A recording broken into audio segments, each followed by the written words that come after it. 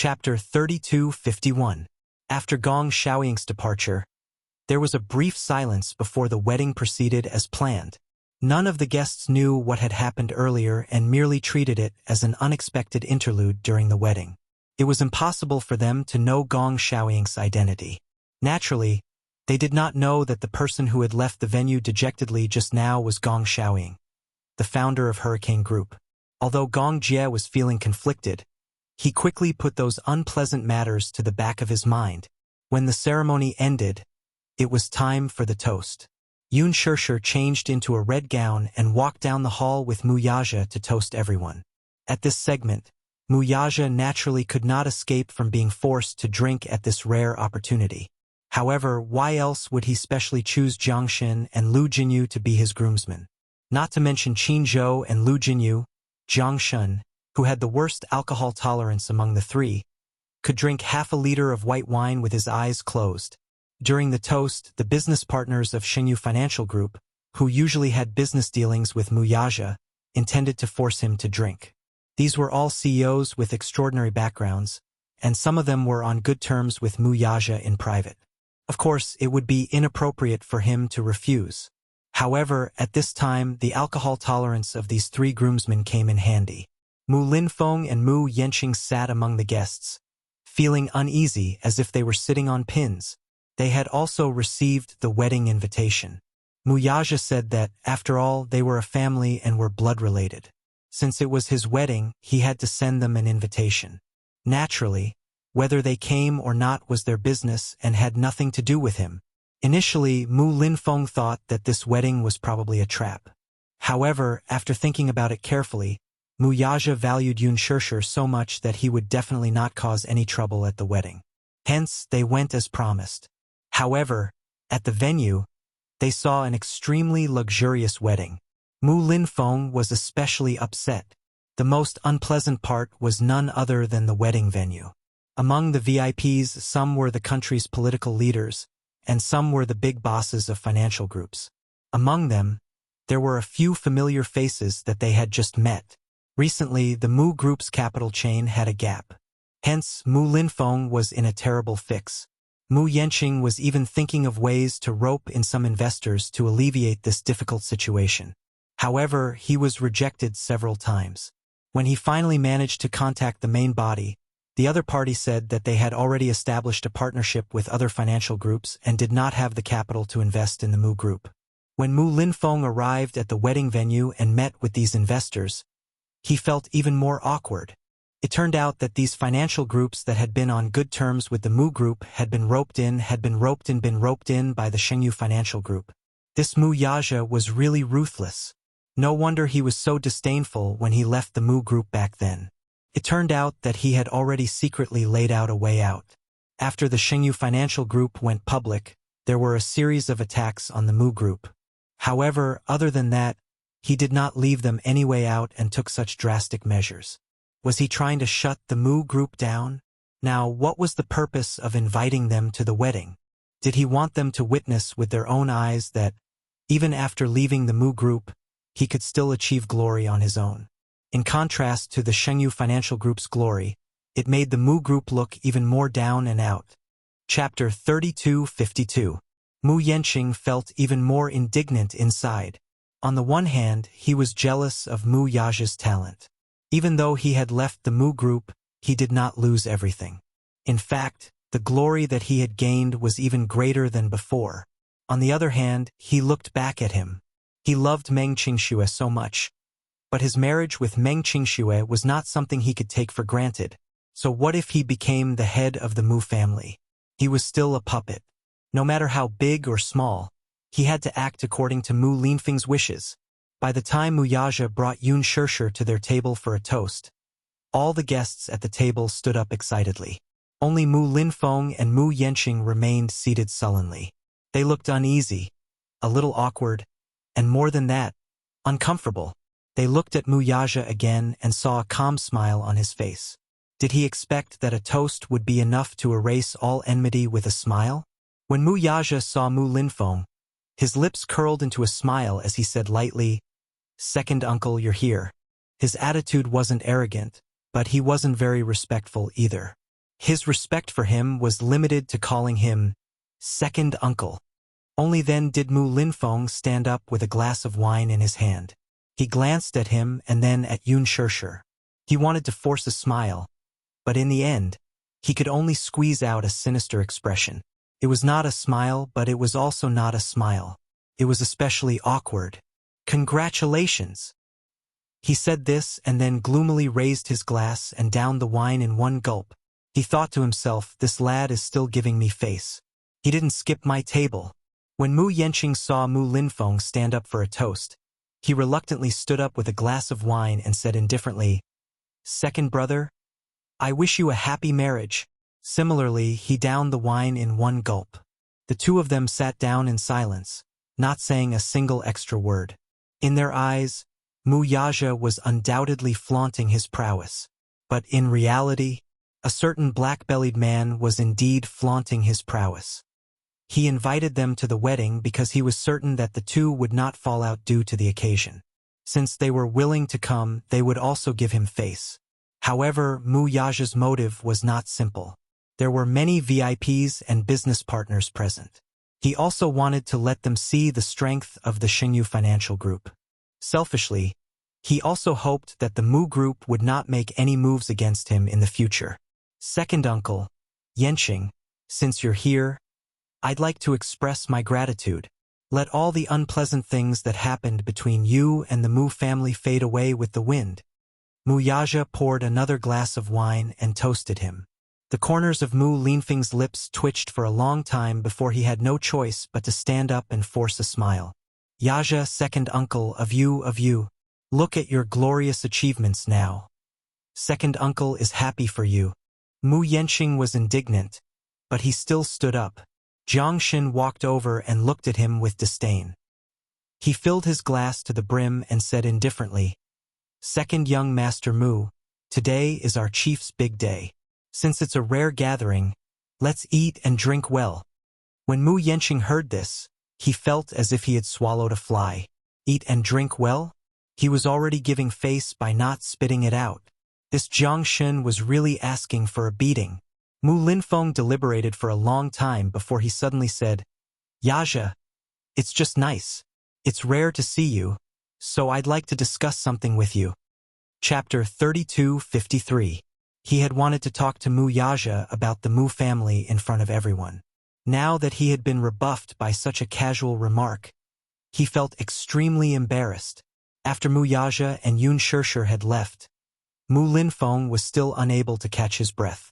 He sat in his seat with an ashen face. This brat had grown wings now. He even dared to refute his words.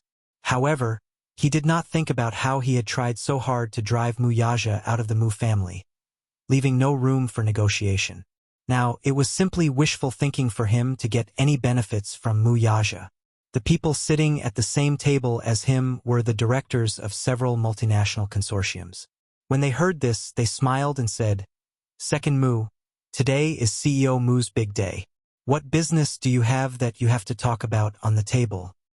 Don't tell me it's about the Mu Group's recent shortage of funds?" Wang Qianshi, the director of Shanghua Financial Group, laughed and said, "I heard from my assistant some time ago that someone from the Mu family came to see me. Second Mu, is it about this matter?" "Haha, how could the Mu family have a shortage of funds?" Another man, whose background even Mu Linfeng did not know, was actually on the same level as Wang Qianshi. He laughed and said, "Mr. Wang, you haven't been in the country for so many years. Don't you know? The Mu family is the wealthiest family in the capital. The consortium manages hundreds of millions of assets. How could there be a shortage of funds?" Mu Linfeng could not express his bitterness. He was holding back his anger but had nowhere to vent it. That's right. The Mu Group used to be rich and powerful. Its capital pool managed hundreds of millions of assets. It used to be glorious. However, these funds were controlled by several directors of the consortium.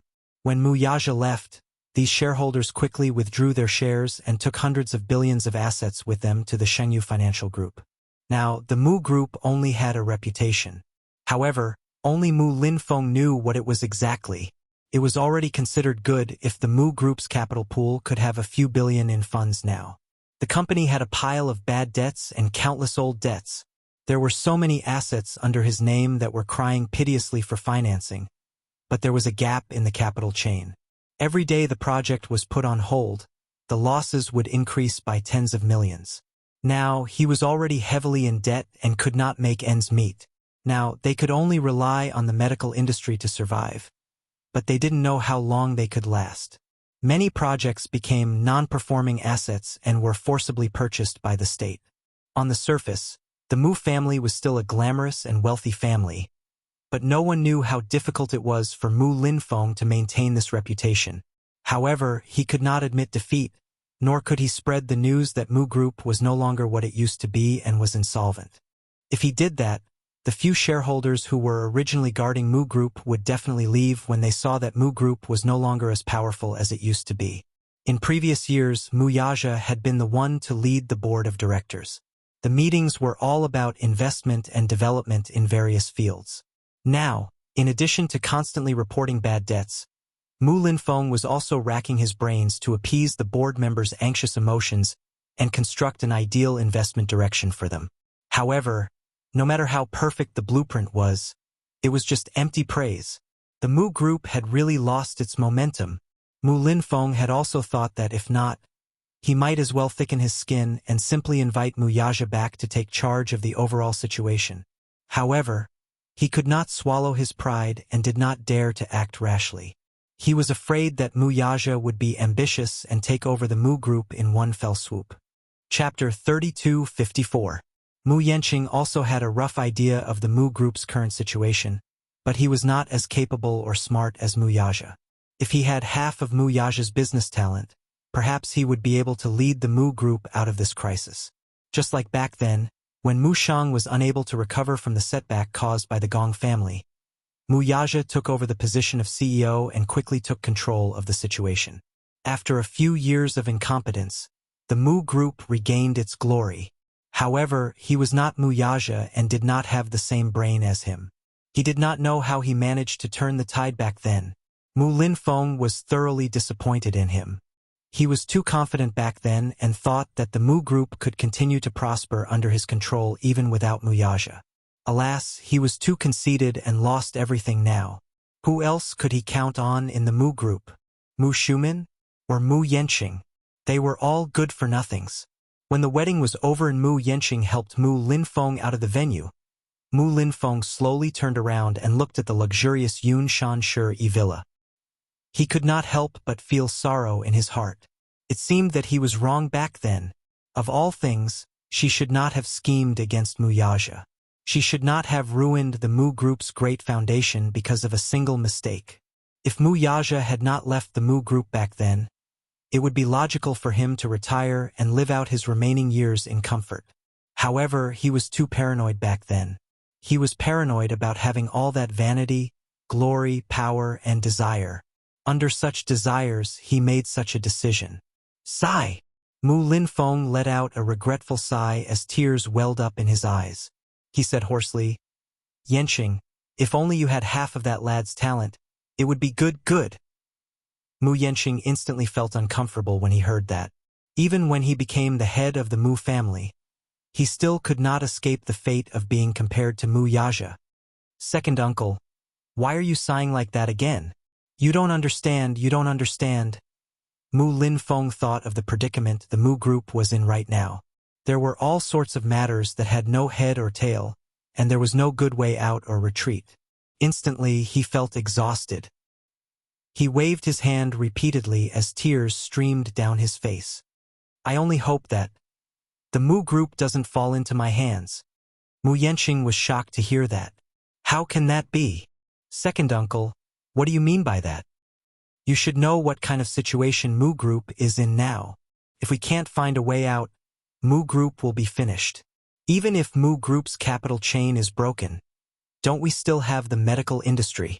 Mu Yanqing comforted him. The Mu Group's annual revenue from the medical industry is considerable, so you don't have to worry about it. Mu Group is losing money every day. If this continues, the medical industry will collapse. What I'm most afraid of is that if we keep wasting time like this, one day, the Mu Group will finally be unable to do anything. At that time, that brat will take action and forcibly purchase the medical industries under the Mu Group's name.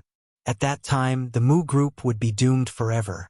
The Mu family, the richest family in the capital, will also become history. Mu Yenqing was frightened when he heard that.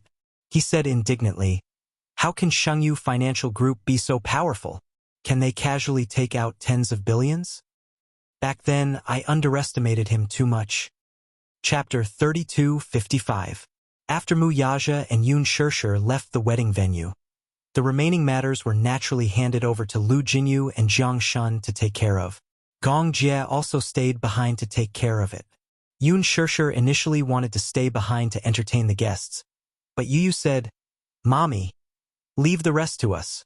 As for you and Daddy, just enjoy your wedding night." Yun Shishir couldn't help but blush. Gong Jie knocked him on the head and chided, "Do you know what's going on with the wedding night? Don't just talk about it." "Of course I know." Yu raised his hands and gave him a thumbs up. He smiled meaningfully and said, "Isn't it just that?" "Oh, Uncle." Gong Jie was speechless. She felt helpless and touched at the same time. Since they had said so, she would let go of everything and properly enjoy her newlywed life. At night, she took a shower and walked into the room. The wedding dress she had taken off lay quietly on the bed. She sat on the edge of the bed, picked up the wedding dress, and gently stroked it. Her heart was filled with satisfaction. She was so happy that it was a little out of this world. This man always surprised her time and time again. This wedding had touched her greatly. Hence, even though the wedding was over, she was still immersed in the bliss of being a newlywed. So much so that she didn't realize that the man's footsteps were quietly approaching her from behind. Mu Yaja hugged her from behind and gently rested his chin on her shoulder. He asked calmly, "What are you looking at?" Yun Shishir looked up and met his gentle gaze. For a moment, her heart softened. "Why do I feel like today is like a dream?" "A dream?" "Yeah." Yun Shishir said a little embarrassedly, "I feel like I'm too happy. I'm so happy that I feel like I'm detached from reality. It's like I'm in a dream." Because of her happiness, her smile became sweet and moving. Her face was flushed red, making people want to kiss her. When Mu Yaja heard this, he felt that her words were extremely interesting. "Why would I give you such an illusion? I never thought that I would have such a dreamy wedding." The next second, Mu Yaja hugged her waist and pinned her on the bed. His tall body was on top of hers, and his arms were propped on either side of her. His large palms gently caressed her hair as he studied her clean face. He lowered his head and gently kissed her on the lips. At first, it was just a light kiss, but gradually he was not satisfied with such a light kiss. The tip of his tongue nimbly pried open her lips, and he wanted to go deeper. Yun Shishir also hugged his shoulders and responded to him shyly and passionately. The two of them continued to kiss until the kiss ended. Her breathing was slightly hurried, but she saw a hint of playfulness in the man's eyes. He asked meaningfully, "Now, do you still think it's a dream?" Mu Yaja kissed her lips gently again. His large palm reached into her bathrobe and he smiled even more devilishly. "Do you still not feel that it's real?" His large palm clasped her shoulders and pulled her bathrobe down to half her shoulders. His handsome face buried in her neck as he continued to ignite her. Yun Shishir's body arched up sensitively, and her gaze gradually became beautiful. Mu Yaja pecked her cheek gently and said seductively, "My dear, there's a saying that a moment of sex is worth 1,000 gold. Have you heard of it?" Her face burned even hotter. Chapter 32:56. "Madam, the night is long. Tonight is our wedding night. Let's not let this precious night go to waste. Okay?" Mu Yaja suddenly leaned over to her ear and sucked on her earlobe with his thin lips. His warm breath made her shiver. She was about to beg for mercy when the man sucked on her earlobe and said slowly, "You don't know how long I've been waiting for this moment." After a pause, he suddenly smiled and said, "I've been waiting for it even in my dreams." This sentence caused the temperature of her entire body to rise in an instant. Yun Shishir's face was extremely red. She looked into his eyes shyly, feeling touched and shy. We're already married. It's time to change the way you address me. He reminded her that now that they had held a wedding and he had held a coronation ceremony for her in front of everyone, she was already his legal wife. Yun Shirshir then realized it. She blushed and immediately corrected herself. Hubby? Yeah, I'm here. As Muyaja said this, he was very patient and didn't move. As if she knew what he was waiting for, Yun Shirshir pursed her lips and reached out her hand. Because of her nervousness, her fingertips were trembling slightly. She gently clasped one end of the collar of his bathrobe and then slowly removed it for him. This was the first time in her life that she had taken the initiative to serve him. She instantly felt that her breathing was faintly hot. Muyaja was very satisfied with her initiative. He kissed her lightly from time to give her encouragement. Yun Shirshir suppressed her guilty conscience and removed his bathrobe. She hugged his shoulders and gently kissed his shoulder. The warm breath of her lips brushed against his skin. It was as if there was an electric current that quickly spread to his limbs and bones. It was just a kiss, but it easily ignited him. No matter how determined a man was, he couldn't control himself. He pulled over her car and held her waist. With a twist, he changed their positions and helped her sit up. The sky and earth spun. She suddenly realized that she had changed her position. She was shocked. The man gently encouraged her. Tonight you're up there, huh? Yun Shirshir understood his motive. Her face was like a cloud of fire that was about to burst into flames. In bed, he rarely used this position. In fact, he had been coveting it for a long time. However, because of her reserved nature, he was worried that she would be shy. Every time he wanted to get her on top, he wanted to enjoy her complete seduction. However, in the end, it was all for naught. This time, he decided to be forceful. Using such a posture, he took possession of her without any explanation. In the room, warmth lingered, charming and gentle. He had taken her twice. Initially, she wanted to continue, but she was exhausted and sleepy. She pushed him and said coquettishly, "Didn't you say that you're leaving for your honeymoon tomorrow? You're so tired. What if you can't get up?" "No." Muyaja still wanted it. "Madam, I haven't touched you in a long time. I want you. But what if I can't get out of bed tomorrow?" She almost blurted it out. It was only when she saw the playful look in the man's eyes that she suddenly realized what nonsense she had said. She bit her lip shyly and glared at him unhappily. However, the man said, "If you can't get out of bed, I'll carry you onto the plane. You, stop fooling around." Chapter 32:57. Time to sleep. Since she was unwilling to do so, he did not force her. He restrained himself from thinking about this matter and laid down beside her. However, he was still holding her in his arms. Even though he had stopped, his large palms were still moving up and down her body, unwilling to let go. Yun Shirshir hugged his large palm and said coquettishly, "Stop moving." As if to change the topic, she asked, "Where have you booked this honeymoon trip?" "It's a secret." However, the man pretended to be mysterious. "You'll know tomorrow." "What?" Yun Shirshir's curiosity was overflowing. Her anticipation for the honeymoon trip was no less than her anticipation for the wedding. Now that the wedding was over, she had been racking her brains to guess where the honeymoon trip would be. The Maldives? However, since she had already been there the last time, there was no point in going again. Italy? The Czech Republic? This didn't seem to be this man's usual style. The more he didn't tell her, the more curious she became. As a result, all the sleepiness in her body disappeared in an instant. She hugged his arm and asked coquettishly, "Tell me, where are we going on our honeymoon trip? At least give me something to look forward to." "If I don't tell you, you won't look forward to it?" he asked back. She choked and shook her head. No. Little fool." The man smiled. His large palm stroked her hair gently and said, "Be good. Don't think too much. Wait until tomorrow, and you will naturally know." Yun Shirshir pouted unhappily. Clearly, she couldn't stop her imagination from running wild. She suddenly asked again, "How many days will you be gone? Can you at least tell me?" "You can stay for as long as you want. Eh? Yoon Shirshir was puzzled. What about you? Of course I'll be with you. Something's wrong. You're actually willing to leave Yueyao behind. When the time comes, don't expect your daughter to cry when you're in a foreign country. Mu Yaja frowned.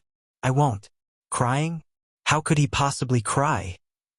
However, he was a little reluctant to leave Yueyao behind on their honeymoon, but it was a little unrealistic to bring his daughter along. He took the honeymoon trip very seriously. After all, there was rarely any private space between them. From the very beginning, Yu Yu and Xiaoi Chen were sandwiched between them. It wasn't that he found them annoying, but there were times when he didn't even have the chance to enjoy their time together. Therefore, he wanted to take advantage of this honeymoon trip to enjoy the world of the two of them. Yoon Shirshir buried her face in his chest and asked quietly, If I go for a month, what about the company? She raised her head and looked at him. The company is so busy now. If you don't come back for a month, the board of directors will be in chaos, right? Don't worry about them. Mu Yaja continued, I've already taken care of the company's affairs in advance. When I'm not around, Jiang Xin and Jinyu will take care of it. As for you, be good and come with me on our honeymoon trip. Don't worry so much. Yoon Shirshir muttered, I'm just afraid that the board of directors will talk about me behind your back and confuse you. As a CEO who loves his job, you won't care about the company and only care about me every day. Why aren't you? Chapter 32:58. You! Yoon Shirshir chuckled and glared at him. Suddenly, she smiled coquettishly and hugged his waist, leaning on his chest. That's great. It's rare to be able to enjoy some alone time with no worries, and no need to worry about being disturbed by others. That's great. Mu Yaja smiled and pinched her nose affectionately. I promised you that I'll give you the best. She smiled sweetly and rested her head on his arm domineeringly, falling asleep quietly. The next morning, a certain man woke her up in a special way. He coaxed her to get out of bed, washed up and set off with her. Their luggage was packed early in the morning, and the plane was a private jet. The weather was perfect. When they set off, the sky was clear and boundless. Sitting in the plane, looking out the window, the sky was clear and blue through the snow-white clouds. It was only when the plane landed at the airport and arrived at the destination that she found out where the first stop of her honeymoon trip was. She transferred to a helicopter until a beautiful pink beach came into view. She was shocked and subconsciously blurted out, Hubble Island? You know about it? Of course. Yoon Shirshir was thrilled. She hugged his arm and said in surprise, How did you know that I've always dreamed of coming here for a vacation? Hubble Island was the most famous resort. On the island, there was a beach that was 3 miles long. The water was clear and the sand was soft. Along the beach, there were 25 colorful villas that formed a luxurious resort. The villas were a combination of Minoko, Balinese, and many other styles. It was also the best diving resort. Pink was the most romantic color for young girls. However, it was often difficult to associate pink with the beach. However, in the Bahamas, like a paradise, there was a beautiful pink beach hidden away. The Bahamas was made up of more than 700 coral islands. Therefore, the surface of the islands was covered with a layer of coral powder and mud. Looking from afar, it was a sea of pink and bright colors, especially at dusk. Against the backdrop of the beach, the sunset scenery was like a dream, like a paradise on earth. It was so beautiful that it was suffocating. When they arrived, it was almost dusk. Looking from afar, the beach, the sea, and the sky seemed to gradually change color from pink to blue and from blue to pink. The beach reflected the sea, and the sea reflected the sky. For a moment, it was impossible to tell where the end was and where the horizon was. Looking down from the helicopter, one could see the shallow seawater with waves constantly sweeping onto the beach. Even the seawater seemed to be dyed pink. It was especially beautiful and dazzling. Mu Yaja had the entire island under his control, so he didn't have to worry about being disturbed by anyone. Now, this place belonged to them. I'm starting to regret it. Yoon Shirshir muttered, Why didn't we think of this when we took our wedding photos? If you want to film it, you can film it now. Even if she doesn't wear a wedding dress, she will still be very beautiful. Yun Shirshir smiled. Yes, that's good too. It'll be a souvenir. But, did you bring a photographer? Of course I did. Muyaja smiled mysteriously. Even if it's a honeymoon, we have to make memories. This man was so considerate. He even brought a photographer with him. She was touched by his thoughtfulness. She hugged him and looked at the sea until the land slowly approached. That breathtaking beauty was also getting closer. Chapter 32:59. When they landed on the island, Muyaja held Yun Shirshir's hand as they got off the helicopter. The local crew had been waiting for them at the helipad for a long time. He quickly came up to them, leading a white horse. Muyaja walked up and exchanged a few words with him. Suddenly, he turned around and asked, "Madam, shall we go to the beach to enjoy the sea breeze? Now?" "Yeah, there's still some time before dinner. Why don't we go to the beach to enjoy the scenery? Haven't you always wanted to see the pink beach?" Muyaja looked at the sky again. "The scenery is the best now. It won't be too hot." "Sure." Yun Shirshir took another look at the white horse and asked curiously, "Do you want to ride a horse?" "Yeah." Yun Shirshir was a little nervous. She immediately said, "I've never learned how to ride a horse. Won't I fall?" "I will." He had learned how to ride a horse since he was young. Although he wasn't proficient in it, he was very familiar with riding a horse. The crew walked up and wanted to help her onto the horse, but Muyaja stopped him. How could this petty man bear to see his lovely wife being touched by other people? Even if he had to help her onto the horse, he had to do it himself. Yun Shirshir couldn't do anything about him. She looked at the local crew who was smiling uneasily and returned a smile. When Muyaja saw this, he was slightly displeased. In the future, you're not allowed to smile at other men. For a moment, she didn't know whether to laugh or cry. "Hubby, do you have to do this?" "Of course." He didn't allow her to explain. He walked over and helped her onto the horse. When she was seated properly, he held the saddle and got onto the horse. He sat behind her and hugged her in his arms. Yun Shirshir's heart skipped a beat. She couldn't help but recall that when she was filming Lethal Beauty, there were also scenes where she had to ride a horse. But most of the actors these days were noble. Even if she volunteered to learn how to ride a horse, it was easy for her to fall down. So the film crew didn't dare to neglect her. As a result, most of the scenes were shot while the horse was still. What was still fresh in people's minds was a scene in which she rode a horse and rushed to the imperial city at lightning speed. She held the reins in one hand and the whip in the other as she galloped all the way. But in reality, during the filming, the horse was stationary. Her body was moving up and down, pretending to be at the very least. As for the scenery along the way, it was all done with post-production special effects with a green screen around her. She was still a little worried that it would seem a little out of place, but the post-production special effects were quite impressive. The feeling it created was exactly the same as riding a horse in real life. However, even though he had ridden a horse, the horse did not move. When he first sat on it, he felt that the saddle was a little hard. Muyaja held the reins. His slender legs clamped down on the horse's belly, and the white horse began to move slowly. The horse had undergone proper training and Muyaja knew how to command it. Hence, the horse was very obedient under his control. "It's so obedient, so obedient." Yun Shirshir was a little surprised. So this was what riding a horse really looked like.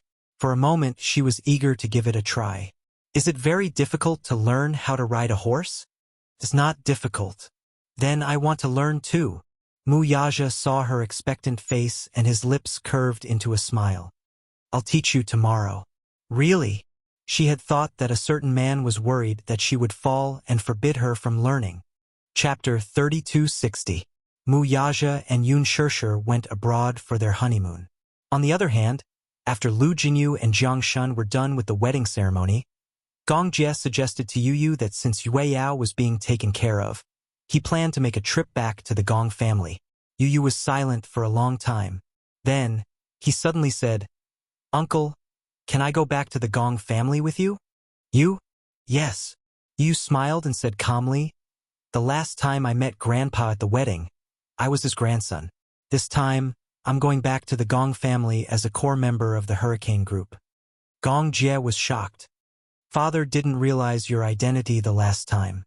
That's because Uncle has protected my identity well. Yu smiled elegantly. But I'm worried that Grandpa won't be able to let go of his hatred and won't tolerate Daddy. I'm afraid that he'll use underhanded means to deal with Daddy. When that time comes, the situation won't be too awkward. So, you want to go back personally to persuade him? Gong Jie smiled. It's useless. Your grandfather is a very stubborn man. Once he's made a decision, he won't change it. But he hasn't made any decision yet, has he? Yu asked. If he had made a decision, he would have dealt with Daddy long ago. Gong Jie frowned. Yu's identity in the Hurricane Group had always been a mystery. Previously, he had made a name for himself with a blueprint. The core members of the Deva I project had accidentally discovered that the blueprint, which was originally used to make toys, was so precise that it could be used in the development of weapons. What was even more shocking was that he had broken into the Hurricane Group's dark web. The dark web, as the name suggested, was a black market on the internet. This world was covered by the internet. On the surface, the online media had a wide range of coverage. In fact, there was also the dark web. From small gun deals to major ones like human trafficking and murdering people, there were all kinds of strange things that could be done. As for the dark web, it was also known as the deep web. As the name implied, it was a deep web that was not accessible to the general public. Usually, the Tieba, Weibo, and major media websites that people visited were all superficial networks. The deep web was a web page that could not be searched by regular search engines. The IP address was well hidden. If the internet world was described as an iceberg, then the web pages that people usually touched were only the tip of the iceberg. The remaining 90% were hidden in the deep sea. Most people would never be able to touch them in their lifetime. The number of domain names on the dark web was more than 1,000 times more than the surface web. The first level was the shallowest and could be accessed through a specific browser. The content was some pornography and other unknown content. The second level was not so easy to enter. It could only be entered through a specific invitation method. There were all kinds of evil forces and terrorist organizations. Very few people had ever explored the third floor. It was said that it hid some classified documents that could not be exposed to the light of day. Yu found out about the existence of the dark web in this world by chance. He entered a string of domain names. Coincidentally, the domain name was a human trafficking dark web. On the web, there were pictures of different races and the price of different organs. Chapter 3261. Yu had never thought that there was such a dark side to the world. It was filled with so many heinous transactions. Hence, he used his technology to hack into other dark websites. Only then did he realize that such dark websites were numerous. One of the dark websites was a social network that specialized in selling women. On the web page, there were many pictures of women being tied up and raped. He even found out that there was an underground club in another dark website. This club kidnapped the victims and allowed the rich and powerful to pay for their entertainment. In a certain market, such transactions were legal.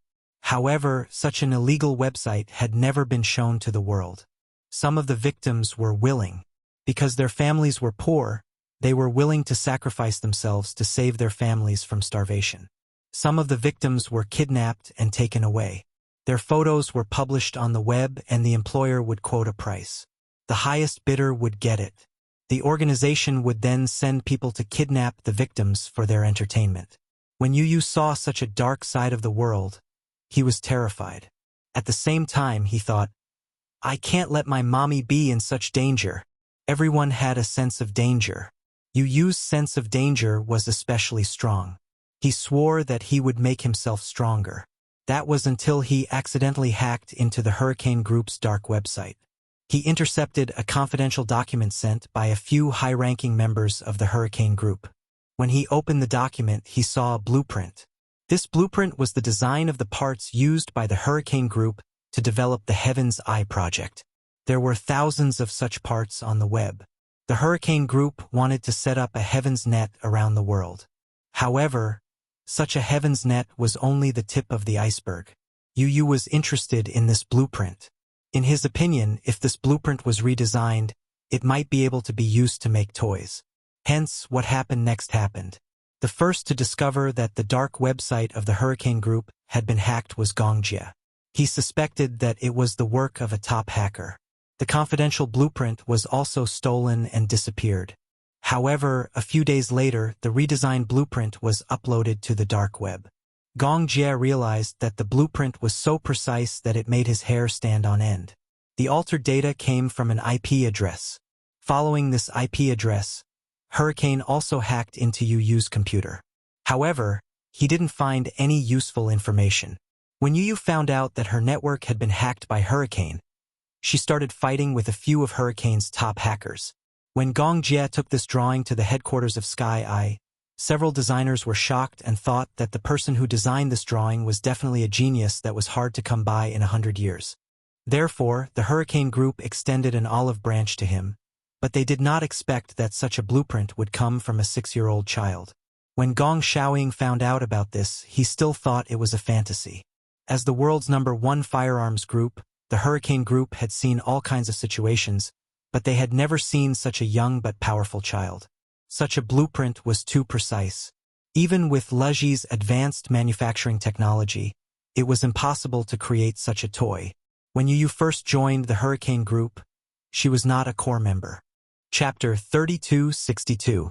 Secondly, Hurricane had its reservations as well. After all, he was only a 6-year-old child. If he were to be officially included as a core developer, it would surely attract unnecessary trouble. Later, when Yu officially joined the Hurricane Group, Yu did not agree to meet him and rejected him outright. Gong Xiaoying clicked his tongue in wonder. In the entire Hurricane Group, whenever he wanted to see someone, which one of them wouldn't be in awe? However, this young man was the only one who was proud and arrogant, allowing himself to do as he pleased. Gong Xiaoying found it interesting, too. This time, Yu wanted to take the initiative to meet Gong Xiaoying, but he had a selfish motive. Mommy and Daddy are very happy together. Yu told Gong Jie. Even though I'm protecting Mommy wholeheartedly, I've seen how they've been through ups and downs along the way. That's why I approve of him. I approve that this man has the right to be Mommy's husband. Mommy loves him too. I don't want Grandpa to make the same mistake and repeat the tragedy of the past.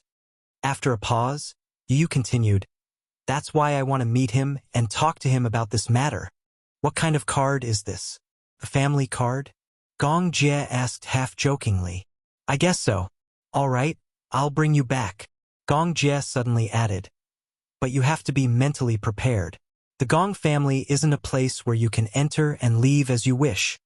Yu laughed arrogantly and said nonchalantly, The one who has to be mentally prepared is him, right? These words were undoubtedly Yu's unique style, arrogant and overbearing. He actually resembled the high-spirited Gong Jie when he was young. Gong Jie said, I've already sent someone to send Yun Yeching back to the Gong family. We'll take the cargo ship back. All right. Once everything was ready, Yun Tianyu instructed Mui Chen to stay at home to take care of Yueyao. Even if Mu Yaja and Yun Shishir were not around, with Hua Jin and the nanny, Yueyao would definitely be well taken care of. Gong Jie would also send people to protect them in secret, so there was no need to worry about Mui Chen and Yueyao's safety. The next day, Yu left with Gong Jie.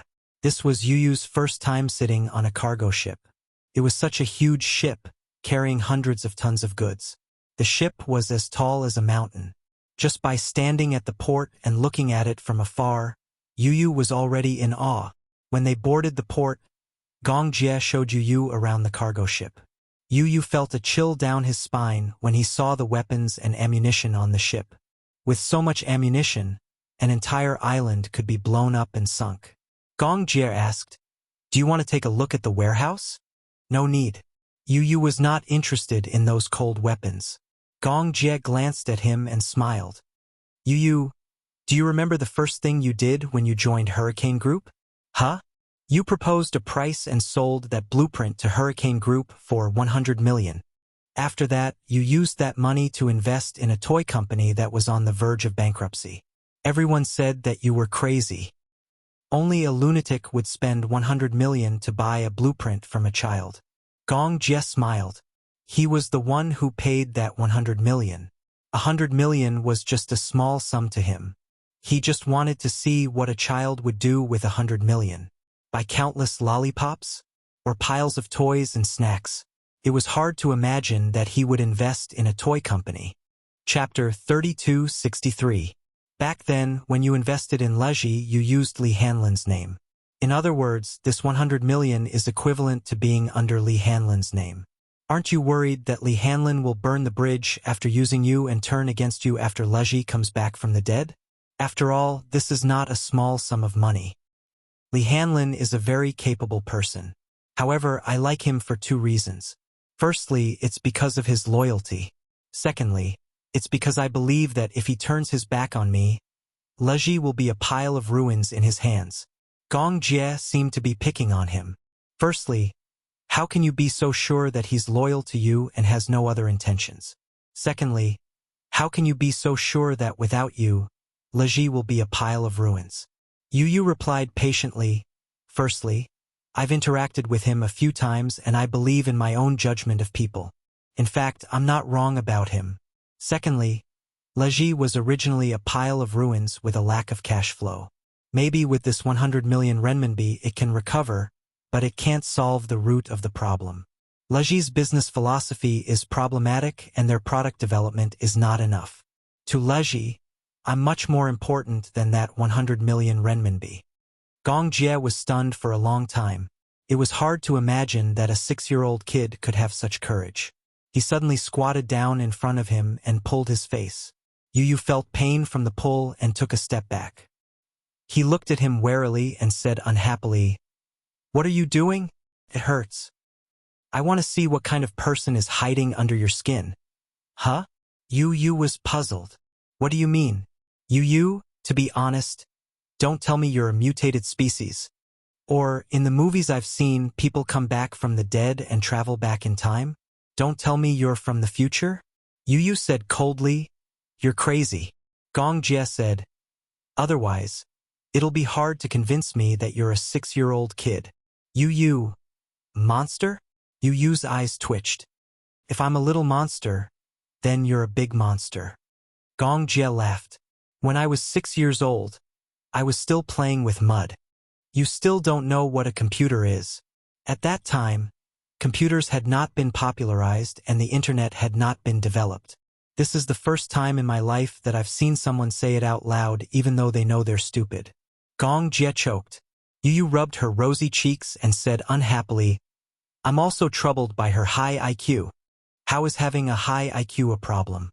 Yu glanced at him coldly from the corner of his eyes. "Sometimes, it takes a lot of effort to communicate with idiots like you." Gong Jie's face turned cold. Isn't it annoying to be with a bunch of idiots? Gong Jie felt even more depressed. Are you looking down on Uncle? Yu gave him a nonchalant look and snorted coldly.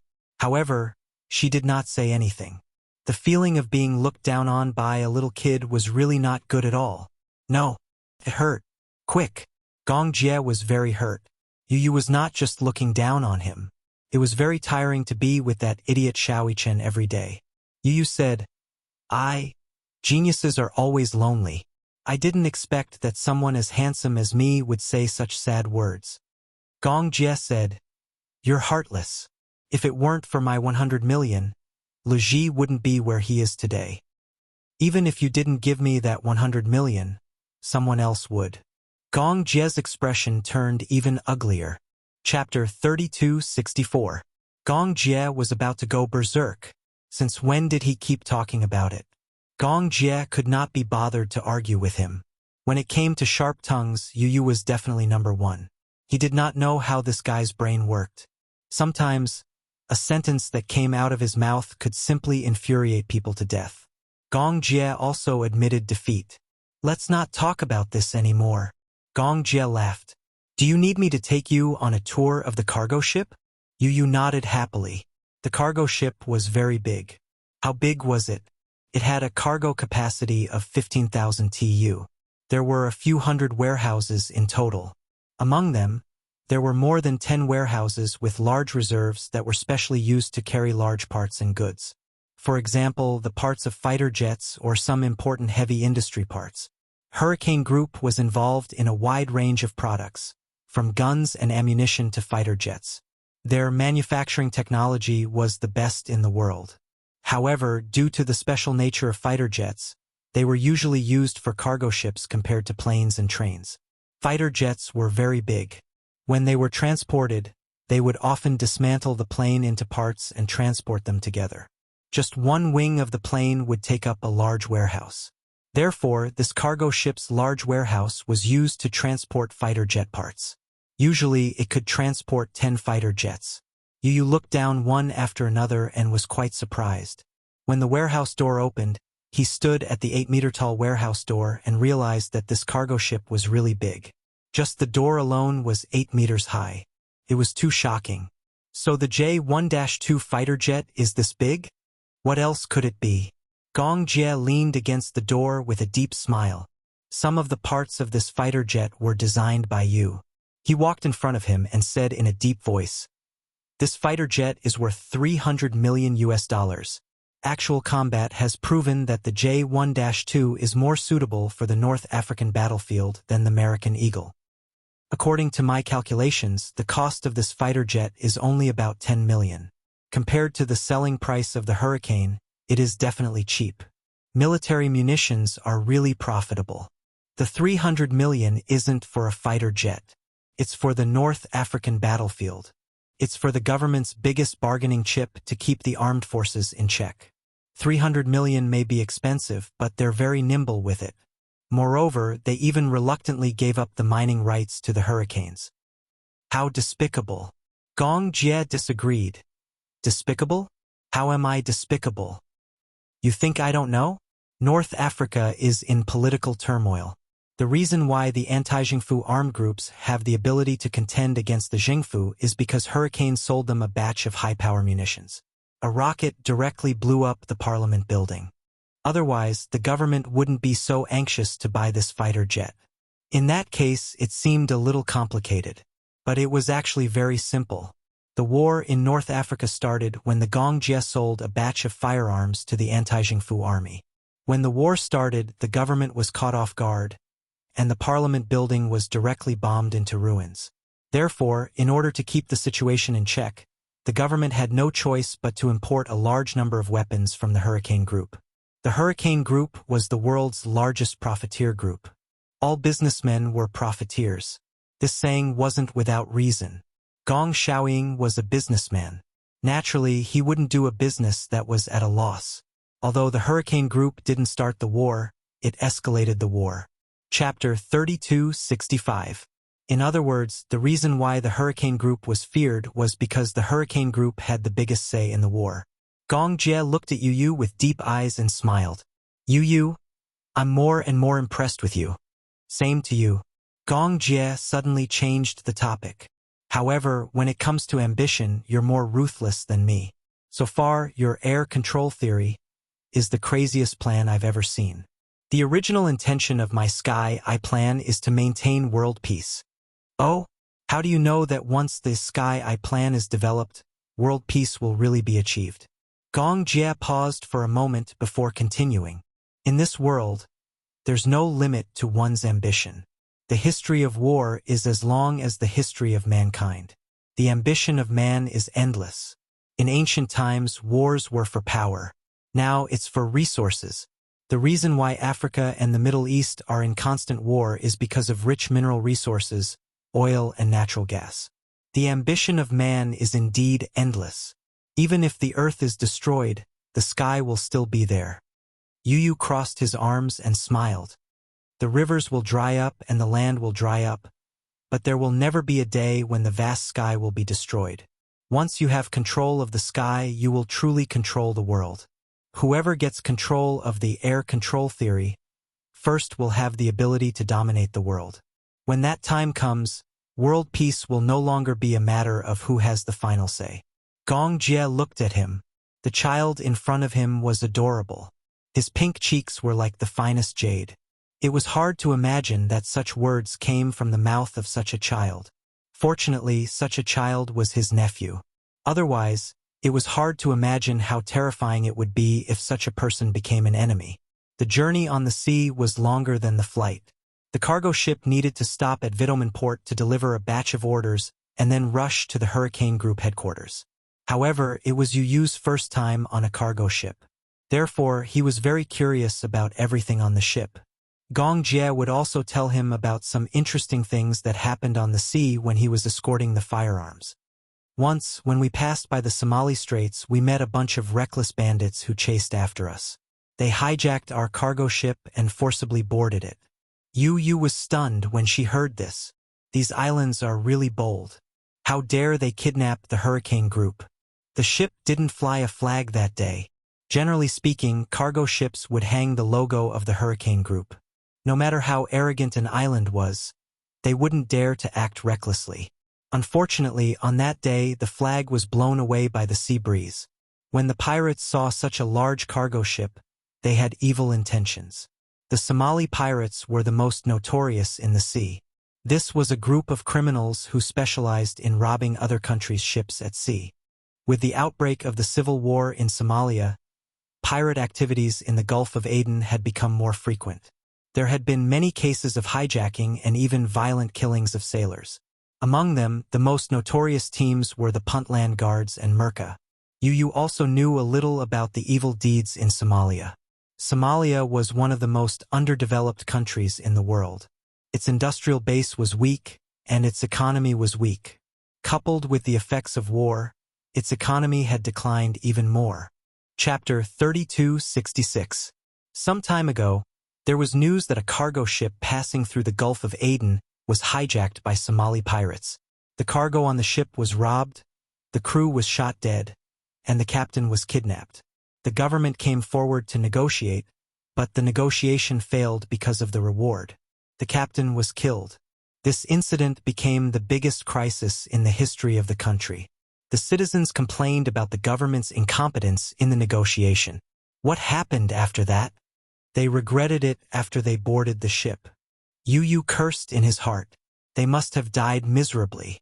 Those pitiful islanders boarded the cargo ship aggressively, only to be greeted by a few cannons facing them. Under Gong Jie's orders, they were blasted into ashes. The remaining islanders wanted to escape, but their small ships were sunk by Gong Jie's armed cargo ship. Sunk. Just imagining the scene was enough to make one's heart tremble. They're really ruthless, Gong Jie said innocently. They wanted to die, so I couldn't do anything about it. The next day, the cargo ship arrived at Vagabond port.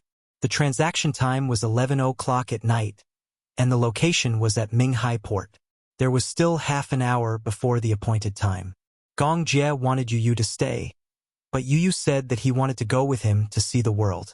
Gong Jie did not object. The person who traded with Hurricane was a Russian arms dealer. His name was Damon, a middle-aged man in his 50s. He used to be in the Soviet Air Force and used to serve in the peacekeeping force. After the dissolution of the Soviet Union, he started his business by privately selling armors.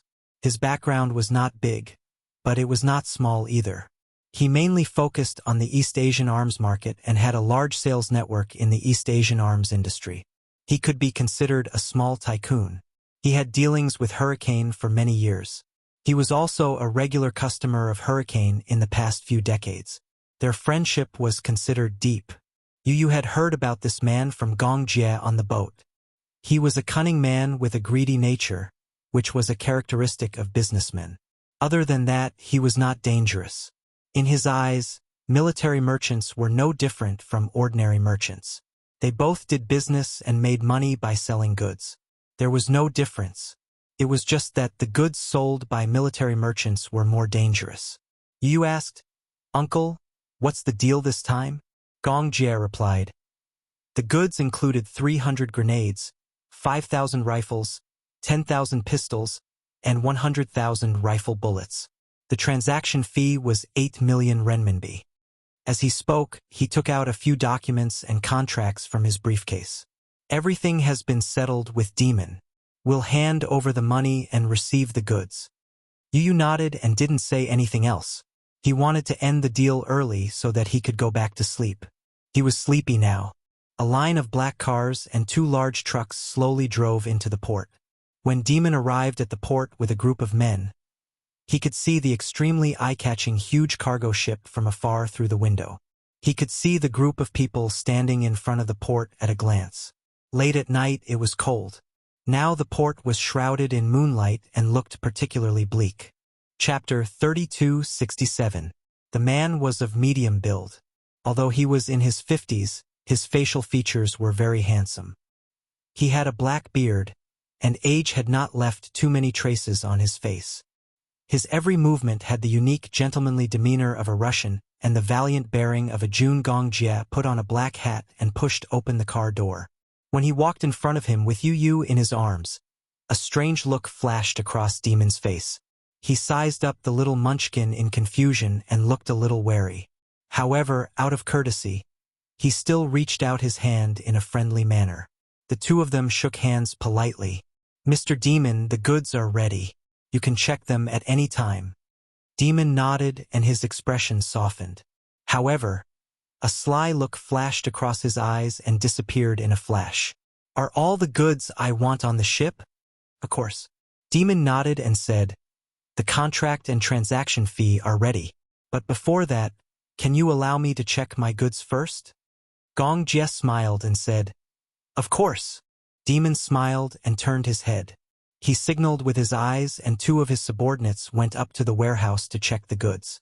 Gongjie also ordered his subordinates to bring the samples of the goods for this transaction. He opened the boxes neatly and picked up an FNFNC submachine gun. He walked in front of Demon and explained in fluent Russian with a smile, "It's my honor to be able to show you the equipment for this transaction. The FN rifle was modified from the FNCAL design. It uses a 30-round M16 standard magazine. It can be semi-automatic, 3-point, or fully automatic. The bolt mechanism is similar to the design of an AK-47. It's very accurate and has high lethality." Yu was a little surprised. He didn't expect him to know Russian. Russian was extremely difficult, second only to Arabic. What he didn't know was that among the 5 languages that Gongjie knew, Arabic and Russian were the most proficient. Demon calmly took the rifle with both hands. This fellow was really heavy. He held the rifle with one hand and gently stroked the body of the rifle with the other. The texture of the metal and the workmanship could be considered fine. At the very least, it could be distinguished from inferior products at a glance. Such a rifle was priced at 1,500 per rifle in the black market, and Hurricane was priced at 1,000 per rifle. It was a very generous price. The weapons made by Hurricane were excellent in all aspects. Daimon was very satisfied. He put down the rifle and studied the Desert Eagle at the side. He picked it up and weighed it in his hand. Then he aimed the gun at the ground and pulled the trigger. Bang! It was extremely powerful. After a while, a few of his subordinates returned and nodded to him, indicating that the goods were complete. Demon lowered his head and casually played with the pistol as he ordered in a low voice, "Sridov, sign and accept the goods." His subordinate nodded, took out 2 contracts from his briefcase, and signed them with Gongjie. Gongjie sent someone to open the 2 small suitcases, which were full of US dollars. He went forward to check, but found that there were only $6 million US. "Young Master Gong, the transaction amount is wrong." "What? Wrong?" Gongjie turned around with a puzzled expression. His subordinate hurriedly went forward and checked again. He raised his head and said in a deep voice, "Mr. Demon, are you sure there are $8 million US in here?" Demon narrowed his eyes and looked at her deeply. There was a hint of dissatisfaction in his tone. According to the market price, 6 million is already very high. Chapter 3268. Demon smiled and said, "The cost of this batch of firearms is less than 1 million, and the transaction amount is 2 million. I'm already very sincere." After thinking for a while, Gongjie said coldly, "Jason, check the contract." Jason nodded and was about to check the contents of the contract when Demon smiled and said, "The specific transaction amount is not written in the contract. So it was a last-minute adjustment?" Gongjie calmly raised his head. His eyes suddenly darkened, but he maintained his smile and asked, "So, Mr. Damon, Are you trying to play word games with me? Demon quickly waved his hand. Oh, I didn't mean that. Then what do you mean? Demon smiled and said, I'm considered a regular customer of the Hurricane Group. By the way, I'll tell you something. In fact, there are many firearms dealers in our country, and the weapons and ammunition they sell are known for their low prices. However, I've been sincere in my transaction with you since the beginning because of my many years of friendship with the Hurricane Group. This transaction fee is already very generous. Mr. Demon, as a businessman, isn't the most important principle of sincerity? Do you want to violate it? It's like this. There was a problem with the last batch of firearms during the transportation process, and I lost 2 million for nothing. Because of this, the transaction fee this time is lowered by 2 million. Gong Jie did not buy it, though. He was already convinced that this old fart was bent on getting more money out of him. His expression did not change as he fiddled with the Desert Eagle in his hand. He pulled the trigger and then said indifferently, There is a saying in China that you get what you pay for. I wonder which war pit did you get your cheap firearms from? 8 million, not a cent less. This demon was indeed cunning.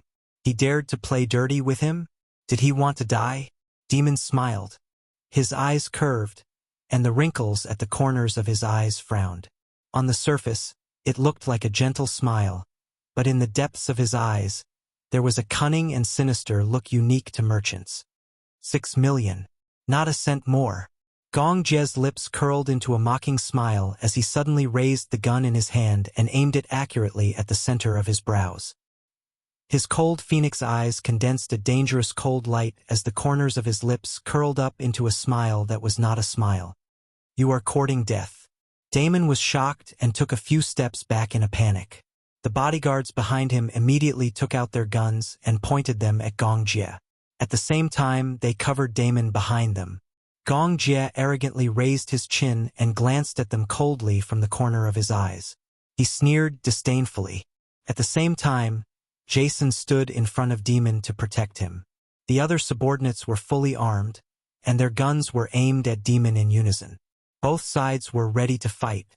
The atmosphere was as tense as a bowstring. It was so tense that it could explode at any moment. Even the air suddenly became suffocating. Demon stood behind the two tall bodyguards and asked in fear, What do you want? Gong Jie curled his lips playfully and said lightly, I have a bad temper. How dare you bargain with me? You are courting death. Demon still had a lingering fear. Gong Jie's gaze was as sharp as a sword, and it felt like it could pierce through his heart. Even though he had seen a lot, he was still frightened by this gaze.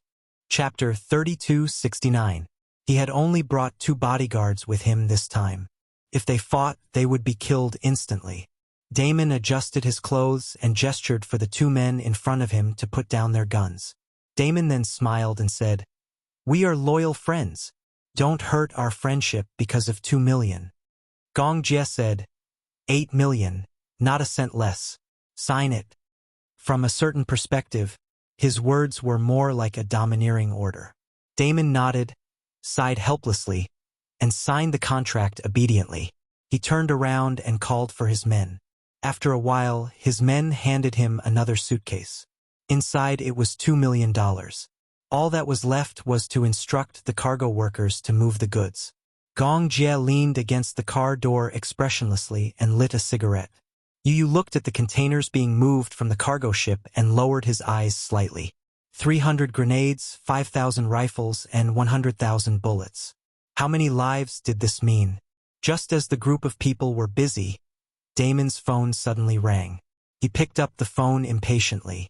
Before he could speak, he heard his men anxiously shouting, Boss! Something bad has happened. Damon was alert and asked seriously, What happened?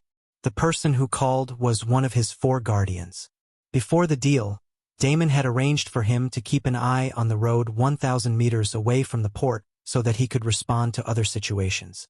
Just now, there were Interpol officers from New York heading towards the port. Damon suddenly choked on a mouthful of smoke and coughed for a while. His eyes widened in disbelief. What? Interpol? Yes, Interpol, and one of them is the highest inspector of the International Anti-Terrorism Alliance. How many people? A total of 5 people, including the driver. Damon was so angry that his eyes turned red. He cursed and scolded angrily. Why didn't you inform me earlier? Don't you think it's too late to call now? They passed by just now, so I'm being interrogated.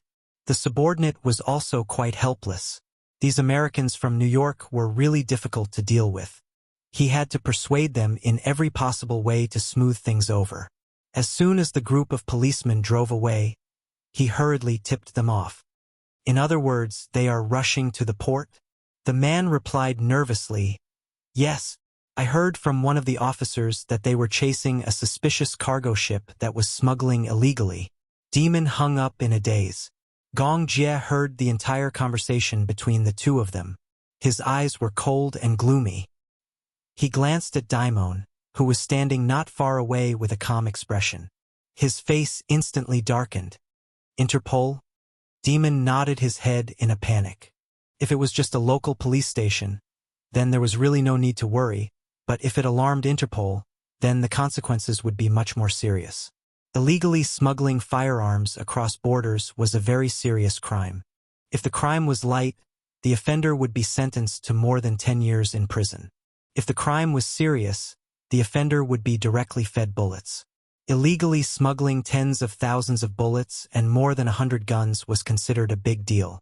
Then, looking at the batch of firearms he traded, the bullets he took were enough to boil a pot of porridge. He could die dozens of times over. They're after your freighter. Chapter 3270. They had actually lured the Interpol over. 1 kilometer. With the American speed, they could make a round trip in 5 minutes. They probably wouldn't even be able to escape now, right? What could they do in 5 minutes? Retreat? What about the munitions? They were only halfway through the shipment. The cargo ship wouldn't be able to travel far in 10 minutes, let alone 5 minutes. Furthermore, he definitely wouldn't be able to outrun the Interpol's car with the containers. Should he just sit and wait? Demon turned around and ordered loudly, Luca, Jason, stop moving the cargo. Everyone evacuate the port in 5 minutes at full speed. The group of people turned around in surprise. Gong Jie's subordinates also walked over strangely and asked in confusion, What happened? Look at what you've done. Who have you lured here along the way? The Interpol chased you all the way and you didn't notice? As Demon spoke, he raised his wrist to look at the time and said angrily, D***eminent. It's too late. Gong Jie and Yu looked at each other. Little Munchkin asked in confusion, Uncle, did something happen? Gong Jie said coldly, The Interpol from New York is about to arrive at the port.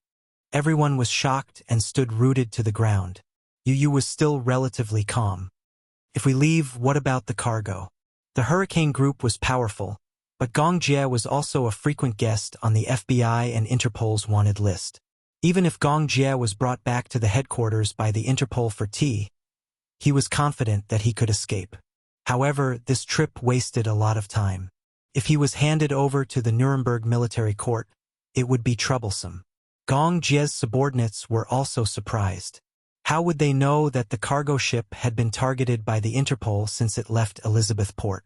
Demon asked anxiously, Mr. Gong, what should we do?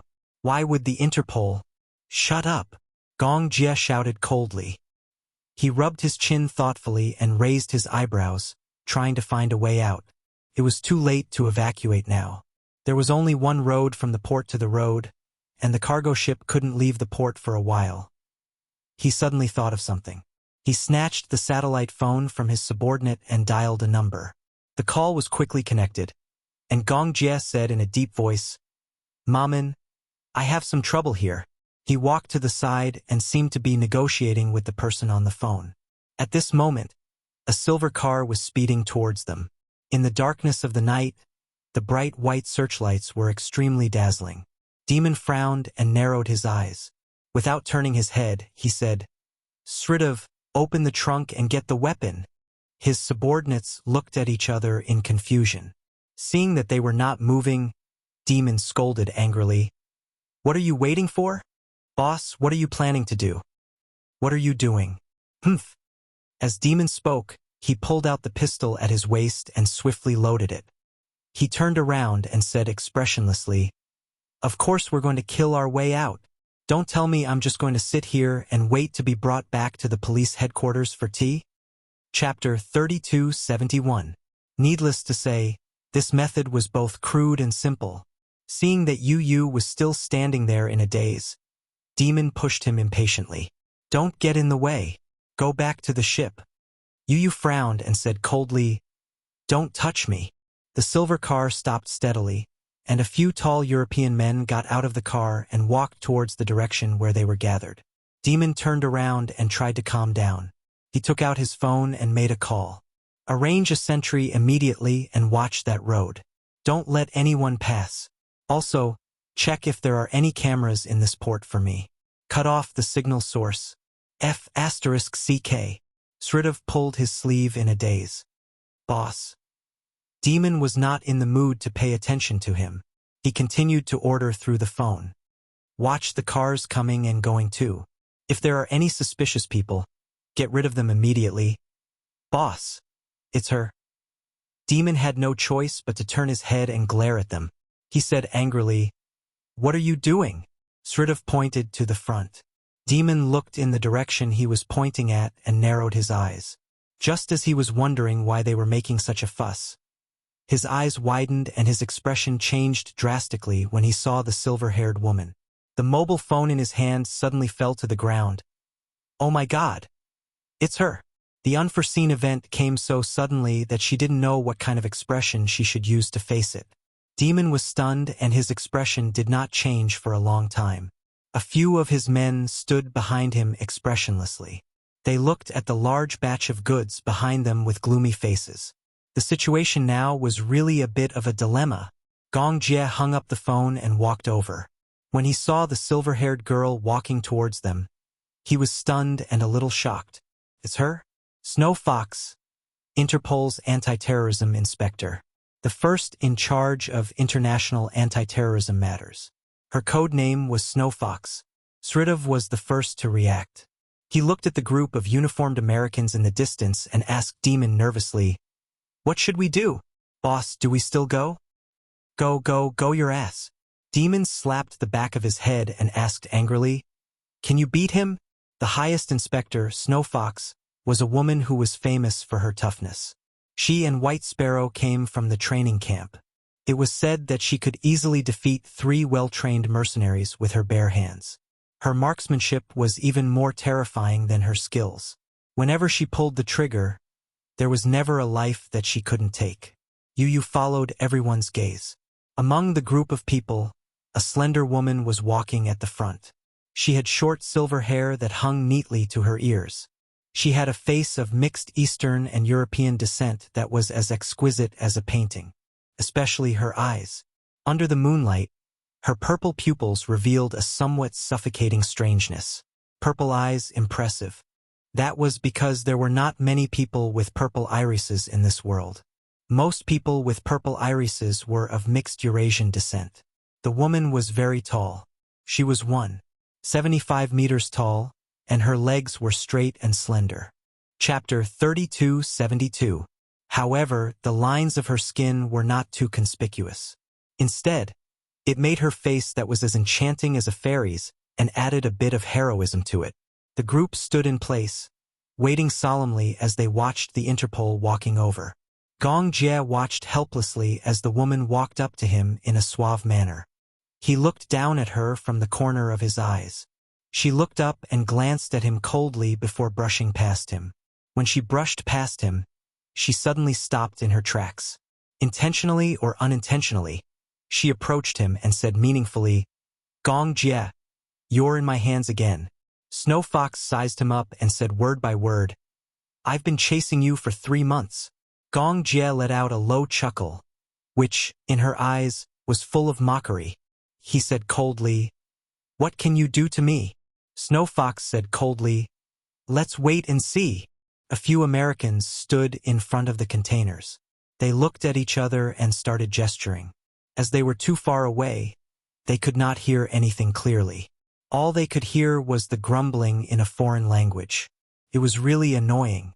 At that moment, Damon, who was standing at the side, was a little confused. He did not know that the Interpol had caught up with him. He was not prepared and could only stare at them helplessly. When he saw the leading Interpol, he laughed dryly. A golden-haired man beside the snow fox whistled excitedly at Demon, who was standing at the hatch. He raised his eyebrows and seemed to be in a good mood. He said in high spirits, "Demon, it's you again, old man. You've been caught by us this time. How long has it been since we last saw each other? Do you still remember me?" How could he not remember? Panic flashed across Damon's face.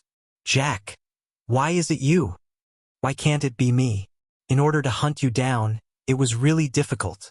The firearms dealers in this area were very familiar with these criminal police officers. After all, one was a cat and the other was a mouse. How could those who were in this line of work not have any dealings with them? He was even caught by this Interpol a few days ago.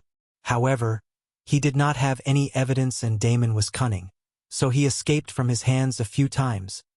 "Haha, look at the goods, there's quite a lot. It's enough for you to spend half your life in prison." Now, the evidence was irrefutable. Don't even think about escaping. Jack rubbed his fists in excitement. Demon had also been through a lot. He immediately calmed down. "Sir, I'm just an ordinary businessman. Why do you always have to make things difficult for me?" Jack narrowed his eyes dangerously and sized him up with a sinister look. He sneered coldly, "Ha! Ha ha! What kind of joke is this? An ordinary businessman? Would an ordinary businessman sell something like this?" As he spoke, he suddenly turned around and his sharp gaze turned towards the expressionless Gong Jie, who was standing at the side. He coldly enunciated each word. "Today, none of you scum can escape." Gong Jie's expression froze. Then, he turned livid and subconsciously grabbed the gun at his waist. Jack turned around and waved his hand.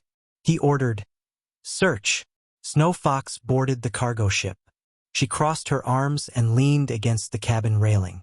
She leisurely looked at every scene on the cargo ship. Her subordinates immediately began searching the cargo ship without any hindrance. Chapter 3273.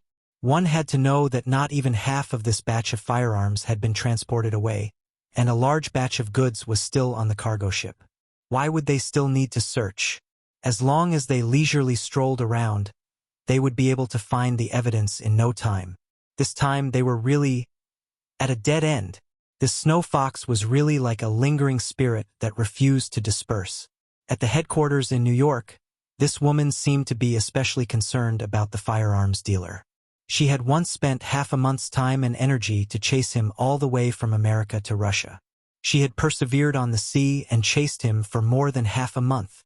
In order to get rid of her, Demon had circled around the sea for more than 10 days and nights, but in the end, he still couldn't get rid of her. In the end, when he saw that she was about to catch up with him with her men, he had no choice but to throw a large number of munitions into the sea with tears and blood. Only then did he manage to escape from her pursuit with great difficulty. Thinking of that time, Demon's liver still trembled violently when he thought of it, and his heart was bleeding. Damn it! A few tons of goods, a batch of military munitions worth hundreds of millions, all thrown into the sea to feed the sharks just to avoid this little fox.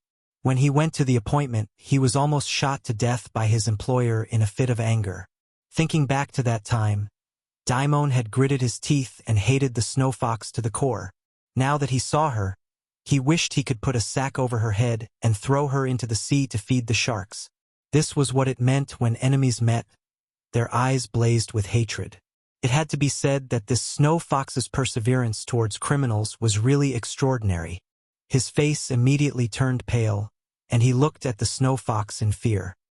He saw that she was standing at the same spot without saying a word, with her hands crossed in front of her chest. She looked calm and composed, and her pair of sharp eyes were staring at Gong Jie. But that gaze, no matter how one looked at it, was fierce, like a knife cutting through one's bones. Jack leisurely looked around and suddenly saw Gong Jie standing at the side with a frown from the corner of his eye. He walked up to him with interest, smiled, lowered his head to size him up, raised his eyebrows and said coldly, "Gong Jie, you also have a day like this. You know, in order to hunt you down, we have been following you on the sea for many days and nights.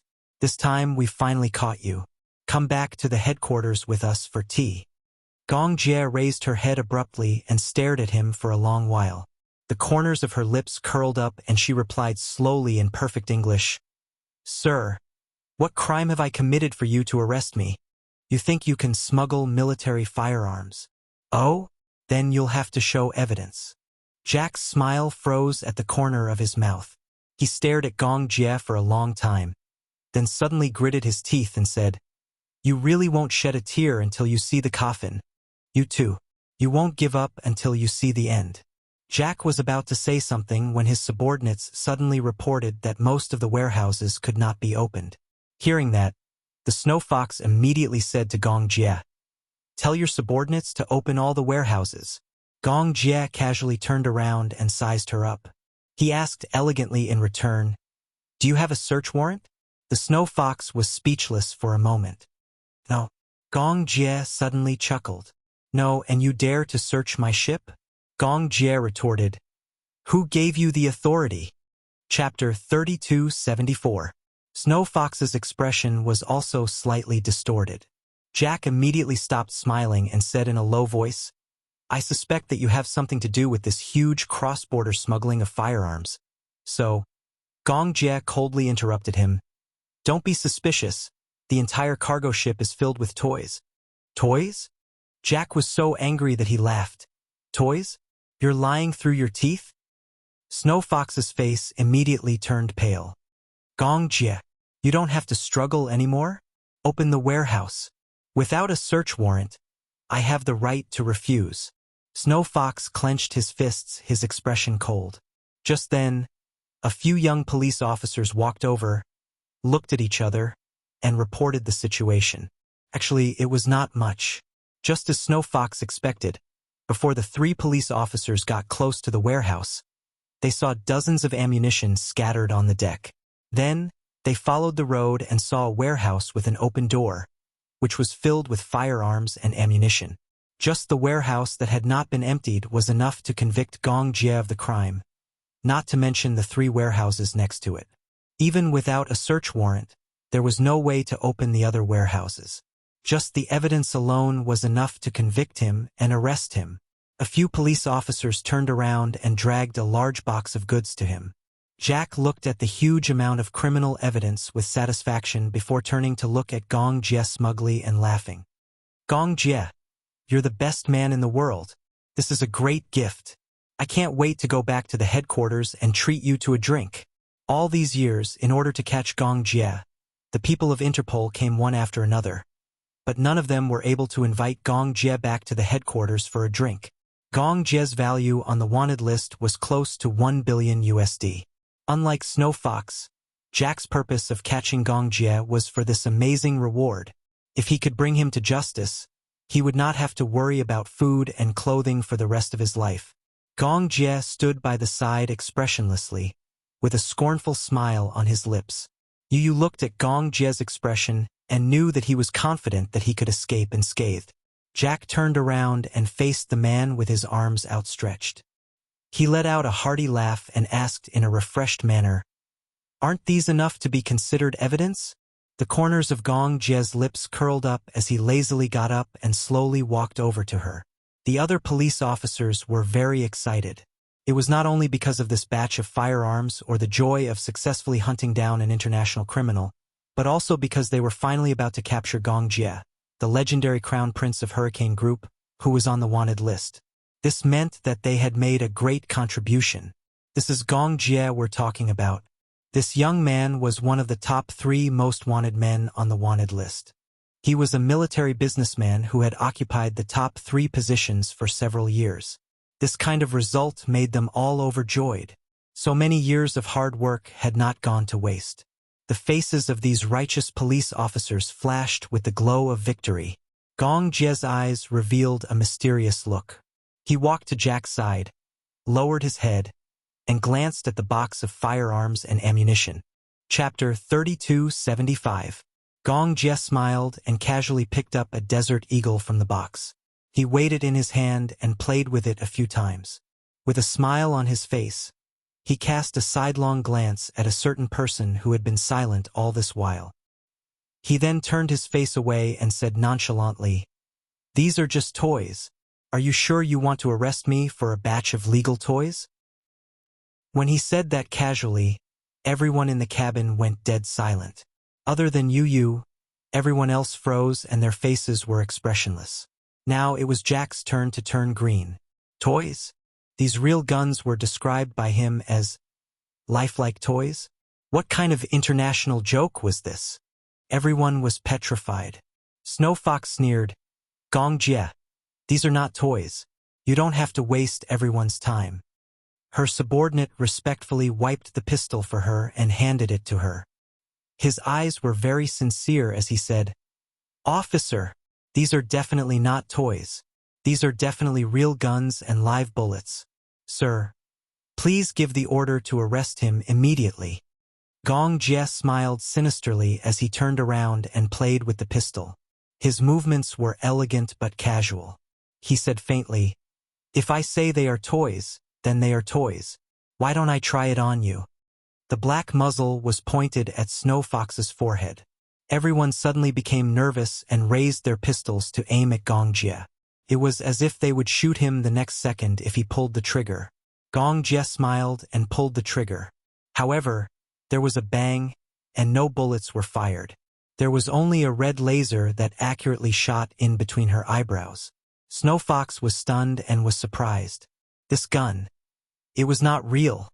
Gong Jie put away his pistol. Jack, who was standing at the side, was stunned. He walked to the box and picked up a Desert Eagle. He aimed at the deck and pulled the trigger. However, there was a bang, and the laser light flashed for a while. It was really an imitation gun. Jack was shocked. These were toys and did not have any lethality. No wonder he dared to open the door and let them search without fear. The Snow Fox thought of something again and walked to Damon's truck. She opened the door and searched for a few toys inside. She looked at them carefully. Although they looked very similar, they were not real guns. She had been set up. Could it be that he already knew that they had been following him all this time? So the toy guns in front of them were just a smokescreen. Damon was even more shocked. Could it be that this kid already knew that the Interpol would track him down? That was why he used a toy gun for the transaction. It was a deliberate trick. Snow Fox's expression became complicated. She threw the gun back into the box and walked back to Gong Jie. She grabbed him by the collar and pulled him in front of her. She glared at him and said through gritted teeth, "Are you kidding me?" Gong Jie smiled.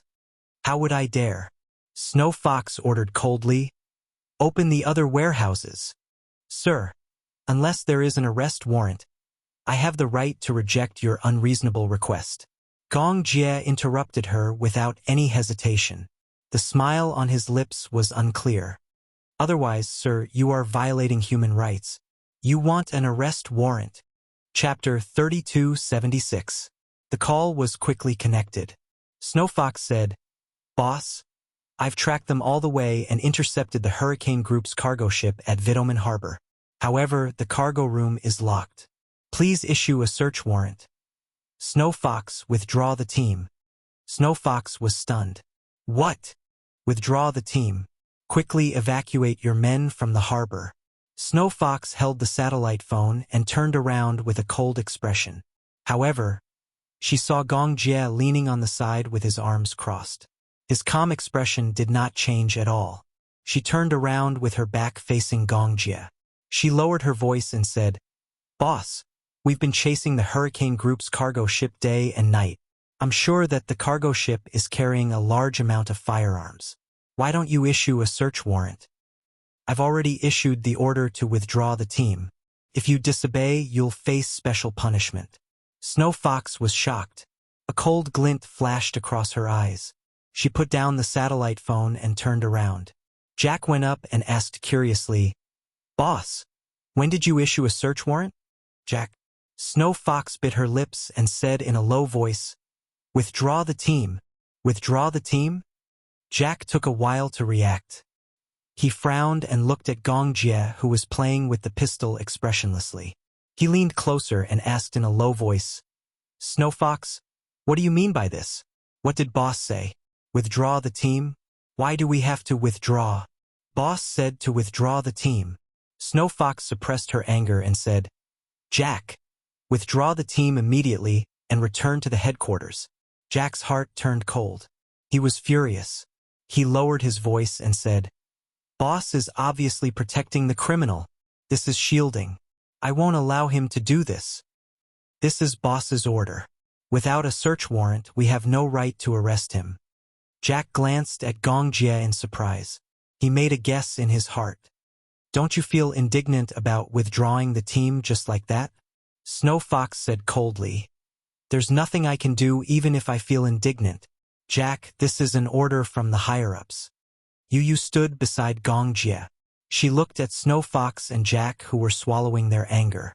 She smiled faintly and said, Uncle, what methods did you use? Gong Jie said, even if it's Interpol, they wouldn't dare to mess with the Hurricane Group. After all, if anything happens to me, my father won't let it go. Destroying their headquarters is a small matter, but if it affects my family, the losses will outweigh the gains. If you're aware of this, why did this woman naively follow you for a day and night? You boss, Gong Jie said. Because she was too naive and had too many illusions about justice. She looks like she hates you.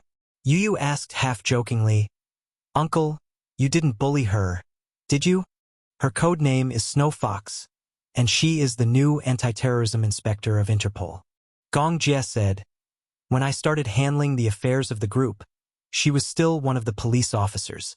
She's a war orphan.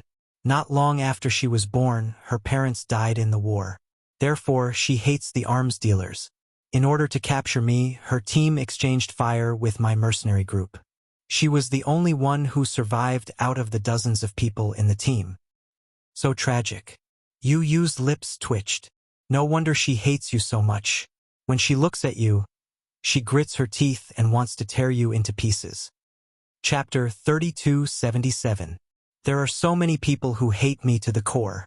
If she wants to tear me into pieces, she must have the ability to do so. The Snow Fox walked in front of him and stared at him with a piercing gaze. It was as if an ice blade was cutting him into pieces. She clenched her fists tightly.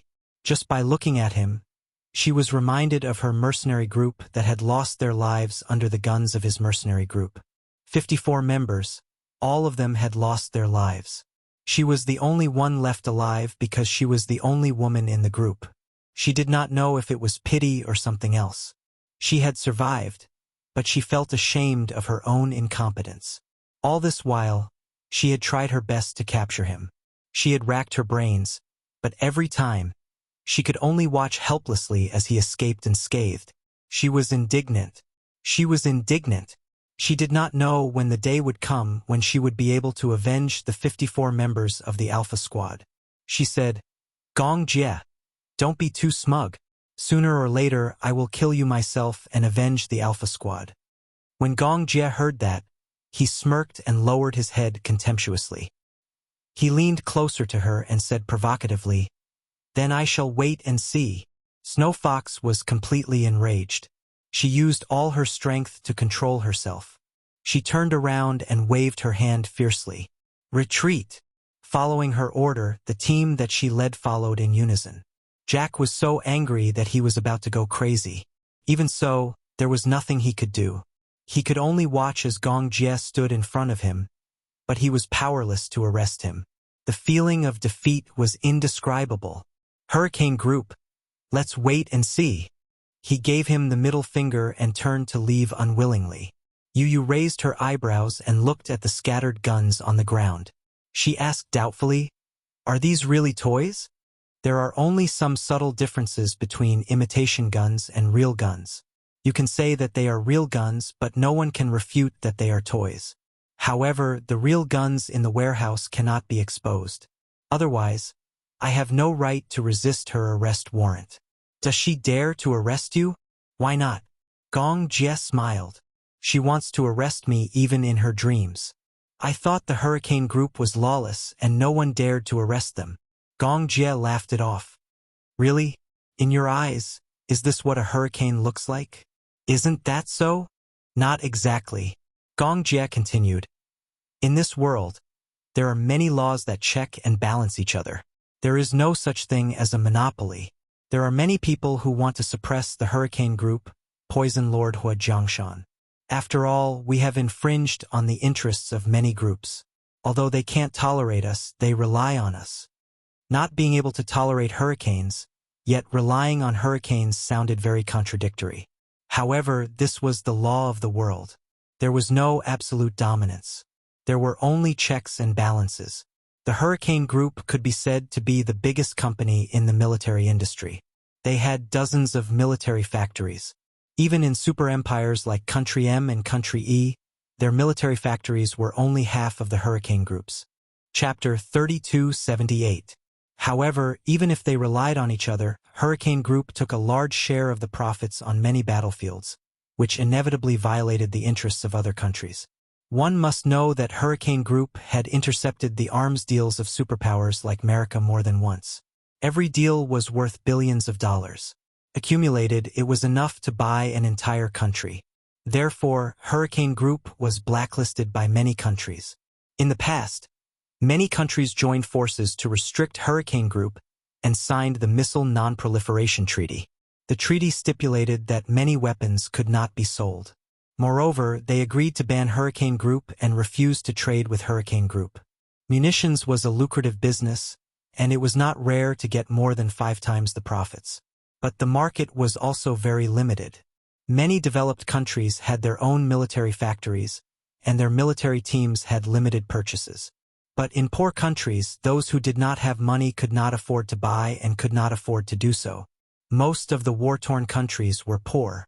Therefore, the main market was concentrated in developing countries. For example, Lockheed Martin Group, which was ranked second only to Hurricane Group, was backed by America's government. Its best-selling products were the F-22 and Boeing 747. Its products were mainly sold in China, but America's military was a global force. The real boss behind such a group was America's government. In such a lucrative industry, most countries would not allow private groups to take a share of the profits. Moreover, if private groups controlled the manufacturing of weapons, wouldn't it be the biggest threat to the government? In the beginning, Hurricane Group's first bucket of gold was made in Africa. Gong Xiaoying took a batch of orders from Africa.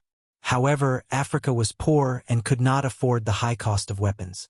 However, Africa's mineral and oil reserves were extremely rich. As a condition, the president exchanged 10 years of oil exploration rights for a long-term deal with Hurricane Group. The profits from oil were definitely considerable. In addition, Gong's family was originally a shipping empire.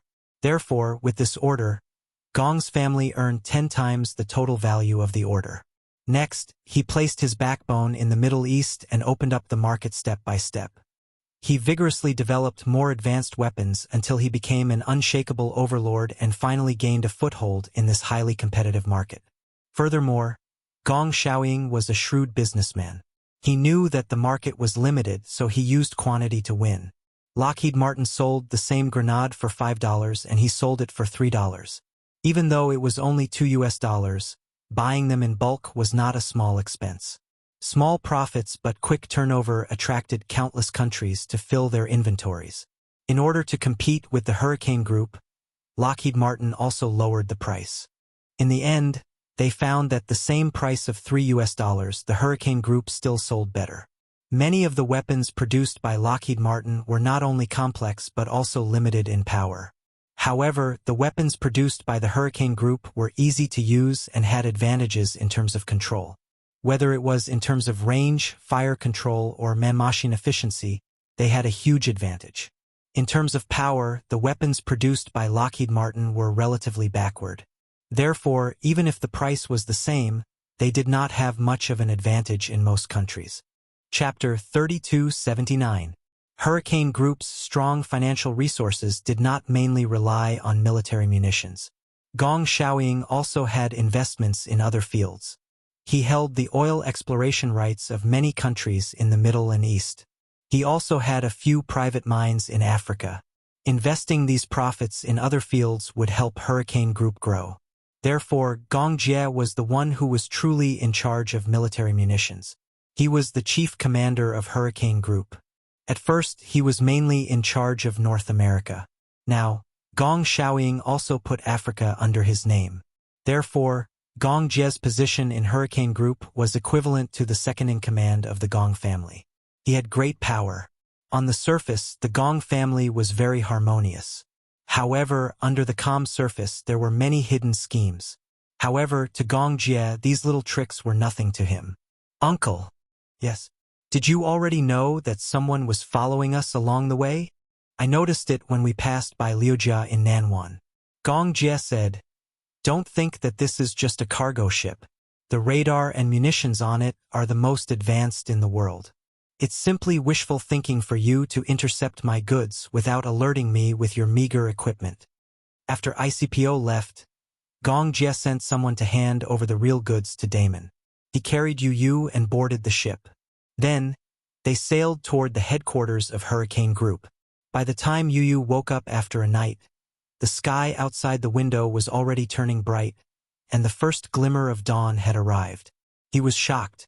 He remembered that when he fell asleep, it was already early in the morning. Why did he wake up in the early morning too? Could it be that he had slept for a day and a night? Yu sat up and glanced at his phone. Then, he suddenly realized what had happened. Just like taking a plane overseas when the ship was crossing the ocean, it would also cross time zones and there would be a time difference. Every once in a while, the crew would adjust the ship's clock. Every 15 degrees of longitude, it would be slowed down by an hour. In this way, he had slept for exactly 8 hours. Yu stretched his back, changed his clothes, and left the room. He walked to the cabin. In the dining room, bread and milk were prepared. Yu finished his breakfast and walked to the deck. Gong Jie leaned against the railing and looked into the distance. Yu walked over and saw him holding a pair of binoculars. He asked curiously, "Uncle, what are you looking at?" Gong Jie carried him and handed him the binoculars. "Take a look." Yu took the binoculars and looked at the lens. At the end of his vision, an island was slowly approaching. What was shocking was that there was a majestic castle on the island. It was heavily guarded and had a domineering aura. The reason why it was said to be domineering was because the top of the castle was constantly emitting several red rays. In the next second, several helicopters slowly rose up and flew towards another island. That is the Gong family's castle. The castle. Although Yu had heard that Gong Xiaoying lived in the castle, when he saw it with his own eyes, the shock in his heart was indescribable. The castle was in the typical style of the Middle Ages. This Karl Castle was a castle built during the Renaissance period. The castle was cylindrical with a conical roof.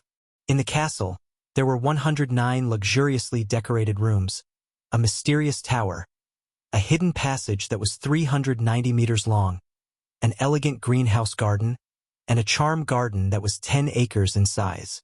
Chapter 3280. Gong Xiaoying had spent a huge sum of money to buy this castle and moved it to this island together with the foundation. Moved it with the foundation? The cost of moving the castle is the same as the cost of buying it. After all, it's across 2 oceans. That's too scary? Yu spat. What an abominable capitalist. This is nothing. Gong Jie smiled and said meaningfully, "The wealth that the Gong family has is definitely beyond your imagination."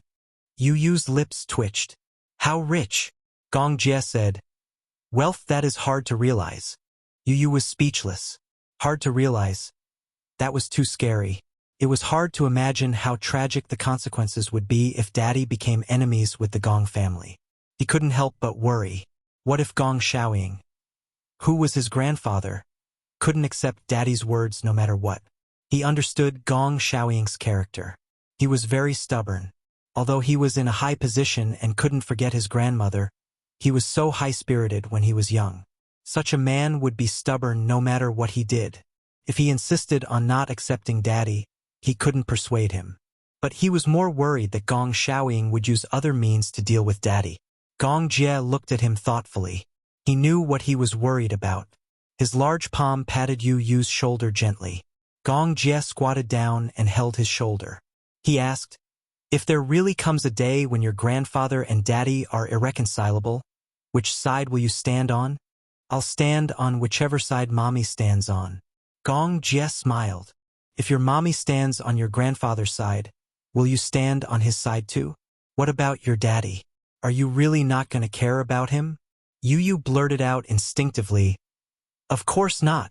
As soon as he said that, he realized what he had said. His face burned strangely for a while. He said awkwardly, I can't abandon Daddy. Mommy too. They were a family, an inseparable part of the family. Mommy would always be on Daddy's side, and he and Xiaoyi Chen would support Daddy unconditionally. Where is Uncle? Yu asked. If there comes a day when you're stuck in the middle, it'll be very difficult for you, right? Will you listen to him and deal with Daddy? Gong Jie frowned and suddenly got up. He leaned against the railing and said coldly, I won't do anything to make my sister sad. Never will. If it really came to that, even if he had to abandon the whole world, even if he had to turn his back on his father and become his enemy, he would still stand firmly in front of Yun Shishir and protect her. Before they were born, they were a part of each other. Even when they grew up, they were still very close. It wasn't that he had no feelings for his father. Although he had been separated from Yun Shishir for so long, in Gong Jie's heart, Yun Shishir and Mu Qingqing's position was irreplaceable. If that day really came, he would still stand by Yun Shishir's side. He had always been firm in his stance. No matter what, he couldn't change it. Uncle will definitely stand on Mommy's side, Yu said. But can Uncle really bear to leave the Gong family? After all, once he left the Gong family, Gong Jie would really have nothing left. I can. Chapter 3281. The cargo ship slowly docked at the port. Gong Jie got off the ship and saw Yu standing at the port, looking at the castle in the distance. He was hesitant to take a step forward. Perhaps he was a little nervous? In any case, when he set foot on this land, he did not know how to approach it. Gong Jie turned to look at him and saw him standing there motionless. He did not know whether to laugh or cry. What's wrong? Are you afraid of seeing your grandfather? Yu came back to his senses and smiled. Why not? Rumor has it that Gong Xiaoying is in a high position and his methods are ruthless. Even my grandfather should be afraid of such a prominent figure. You're afraid? Gong Jie did not think much of it. My little nephew is not afraid of anything. How can he be afraid of his grandfather? He walked over and hugged him. He scratched the bridge of his nose. Don't worry, it'll be fine. Yu finally revealed his worries. Uncle, if Grandpa really doesn't accept Daddy, what should we do? I'm still here. Gong Jie said. Speaking of which, you haven't shown your face to the ITES special team yet. ITES was the abbreviation for Heaven's Eye. The Heaven's Eye project had a special team, including him. Almost all the top minds in the world were gathered in this team. They were geniuses who mastered cutting-edge scientific research and were elites in various fields. They were the treasures of the Hurricane Group. Yu had only interacted with them on the internet. The ones who left the deepest impression on him were the few chief designers in the special team. Are they also in the Hurricane Group? Of course.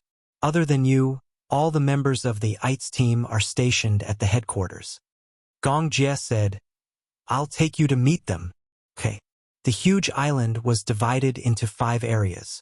Among them, the Gong family's residence was at the center. The other 4 areas were the medical center, the research center, the Hurricane Group's headquarters, and the Heaven's Eye Special Teams branch. The island was covered by an invisible and huge protective net. In addition to intercepting missiles, this protective net was also an invisible net. Even the most accurate radar would not be able to locate the place covered by the net. In addition, once an outsider invaded, the entire island would activate its defense mechanism. Although it was an island, it was not to be underestimated. It was once an important strategic fortress of M country. Now it was occupied by Hurricane and heavily guarded. No one could get close to it. It was about half an hour's drive away from the Special Task Forces branch. When the car stopped steadily in front of a magnificent building, Yu alighted from the car and stared at the magnificent building in front of him in astonishment. His eyes widened and his mouth agape. So impressive. Gong Jie saw his stunned look and suddenly felt that it was very cute.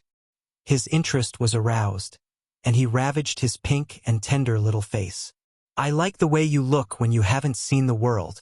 What? Yu slapped his large hand away unhappily and protested. What do you mean by inexperienced?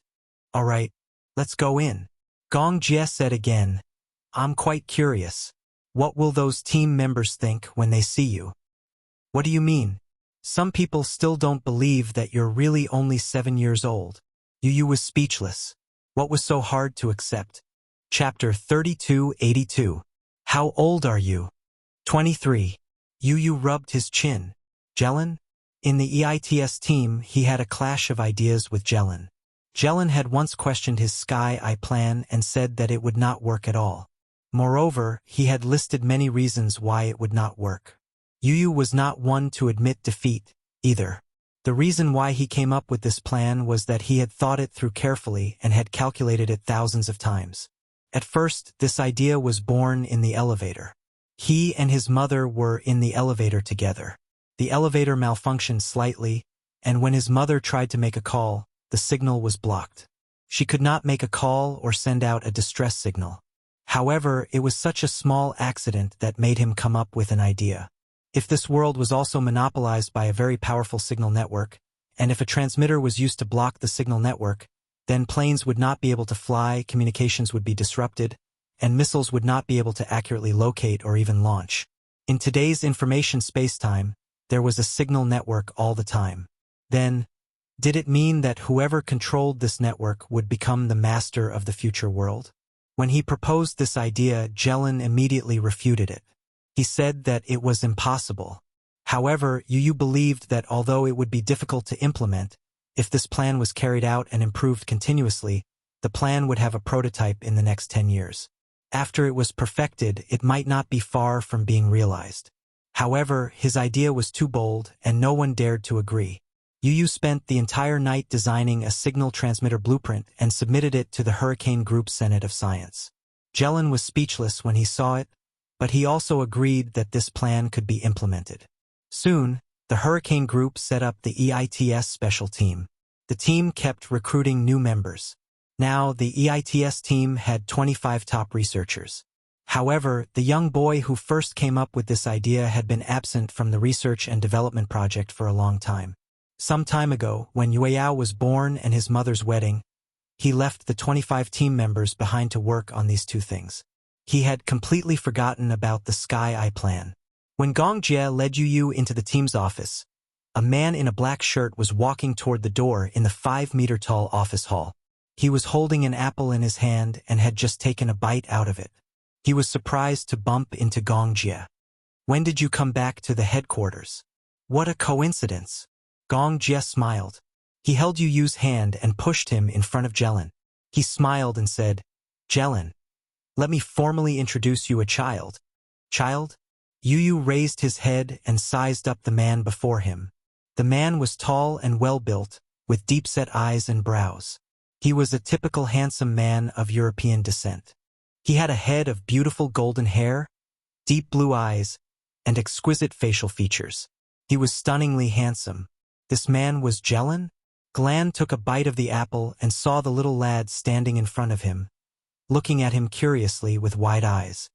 He returned the gaze and saw that Yu's eyebrows were very similar to Gong Jie's. He was so shocked that the apple in his hand fell to the ground with a thud. Omi. Chapter 3283. Just as Yu was puzzled, Gulan grabbed Gong Jie's collar in shock and said in shock, Gong Jie, this child is... You recognize him? Of course. He looks so similar to you. Gong Jie thought that Gulan had guessed Yu's identity. However, he suddenly lowered his voice and leaned closer to him to ask, When did this happen? Gong Jie was speechless. When did you get a woman? He seemed to have misunderstood something. Does boss know about this? Gong Jie's face was ashen as he said, He is Yu. Gulan was shocked again and didn't react for a moment. It was only when his gaze landed on the elegant little munchkin that he realized something. His mouth suddenly opened wide. Hiss! Yu. In the meeting room, everyone looked at the cute little munchkin standing beside Gong Jie in shock. They were all confused. Golan finally accepted this fact. He pointed at Yu Yu and said, Yu Yu is really only 8 years old. This world is too crazy. Alice stood at the side and looked at Yu Yu with a scrutinizing gaze. Is there really such a genius child in this world? He can come up with such a crazy idea when he's only 6 years old. I want to do an experiment on him and see if his genes have mutated. Gong Jie immediately protected Yu Yu in his arms. Alice, don't you dare. This is my nephew. Don't you dare touch a single strand of his hair. Nephew? Everyone was once again thrown into disarray by this statement. Nephew? Jie. You're saying that Yu Yu is your nephew? The group of people discussed animatedly. Yu Yu rolled her eyes. Originally, he had imagined that the office of the EITS team would be full of technology. Moreover, the researchers who came in and out of the office would be in neat suits with a solemn expression. However, the 20 or so people sitting in front of him were wearing white coats. Some of them were wearing thick glasses, and some of them were holding notebooks with messy hair. It was hard to imagine that these were the elite scientists of the Hurricane Group. What was even more unimaginable was that most of the Hurricane Group's sophisticated munitions blueprints came from these people. Yu Yu glanced at Golan, who was squatting at the side and looking at him curiously. He pinched Golan's cheeks and rubbed Golan's hands in disbelief, as if Golan was a puppet and not a living person. Oh my God! What a cute little munchkin! It looks like a glutinous rice ball. Yu Yu slapped his hand away calmly. Slap! The back of Glenn's hand turned red. A certain tall man rubbed the back of his hand and said innocently, So fierce. Yu Yu said calmly, Glenn, your attitude towards me online is not like this. The EITS team had a special internet for communication. On the internet, Glenn's attitude towards him was completely cold and arrogant. Just as Gong Jie had said, Glenn had always thought that it was nonsense for a 7-year-old child to come up with such a brilliant idea. However, he was slapped in the face by reality. Chapter 3284. It was not that he did not want to treat Yu Yu the way he treated people on the internet. The main reason was that when they were on the internet, Yu Yu's choice of words and tone was very much like a mature adult. However, when he saw the soft and cute little fellow standing in front of him, he found it difficult to communicate with him in the adult world, using the way adults communicated with each other. His first impression of him was too deeply ingrained. He was a child, an 8-year-old child. Even though he knew that this child was very smart, it was difficult for him to interact with him in an overly mature way. Although this child had a cute and tender face and was wearing overalls, looking like a little gentleman, his expression was so mature.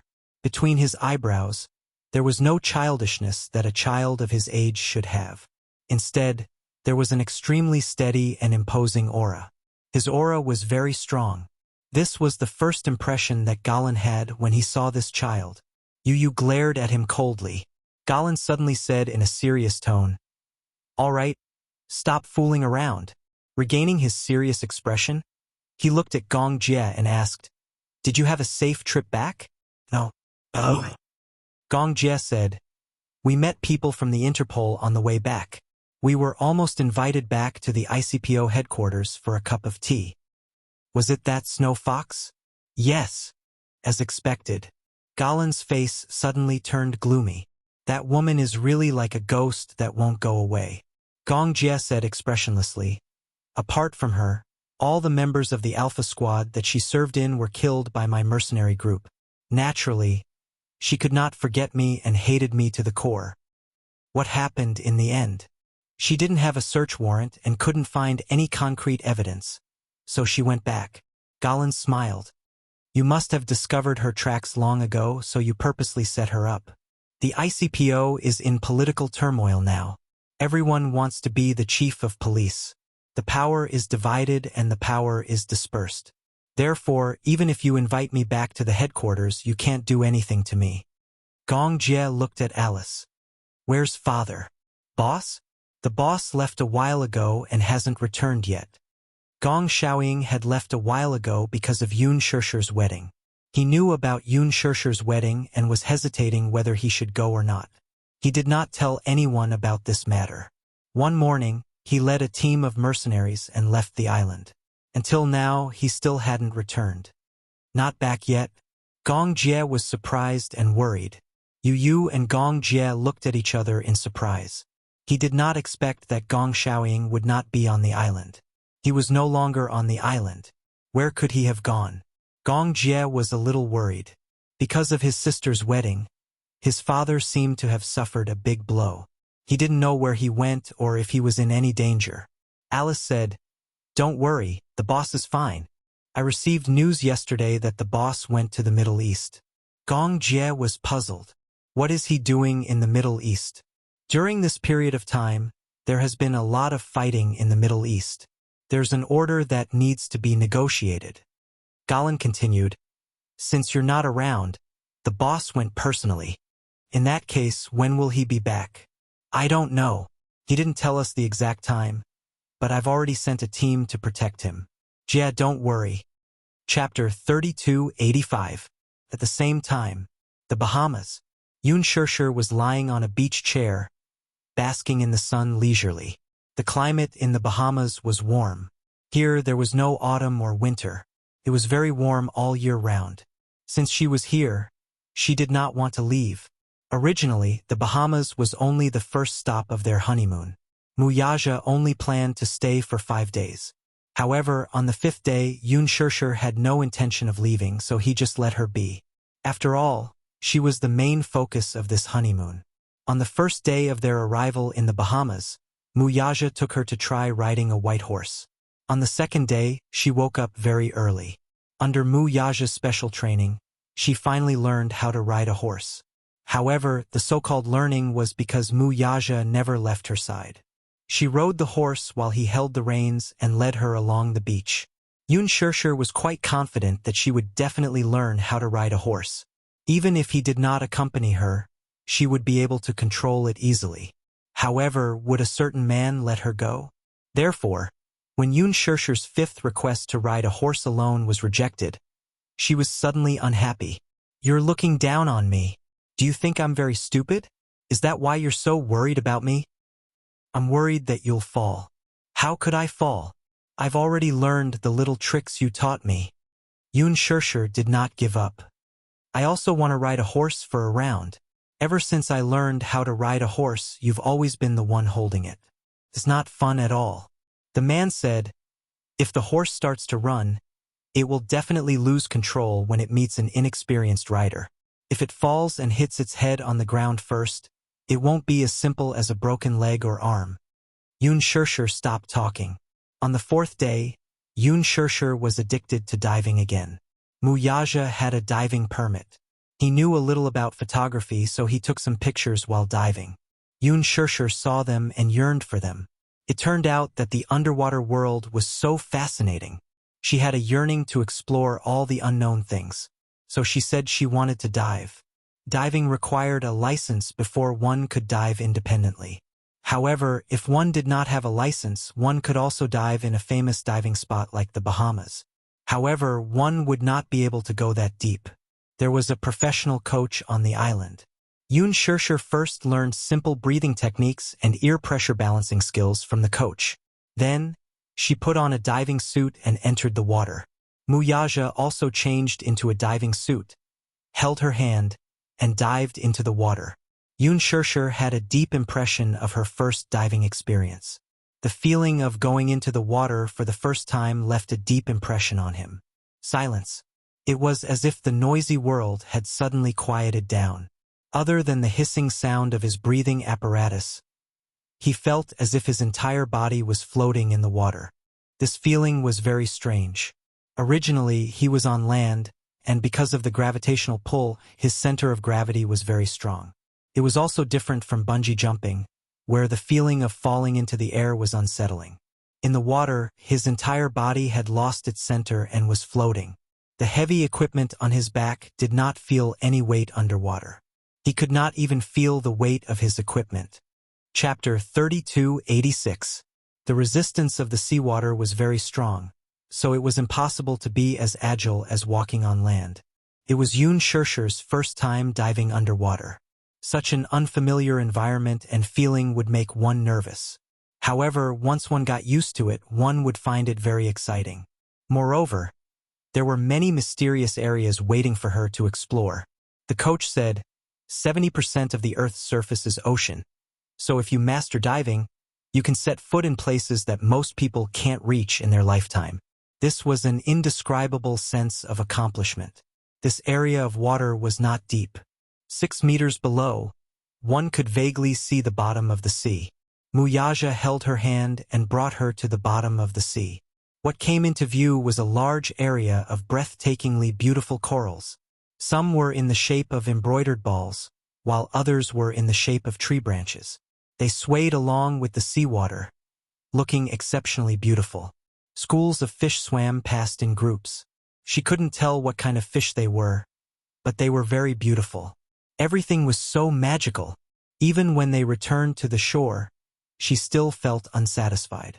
She wanted to play again, but was not allowed. However, for a beginner, the first time in the water, they couldn't stay in it for too long. Otherwise, their physical fitness wouldn't be able to keep up.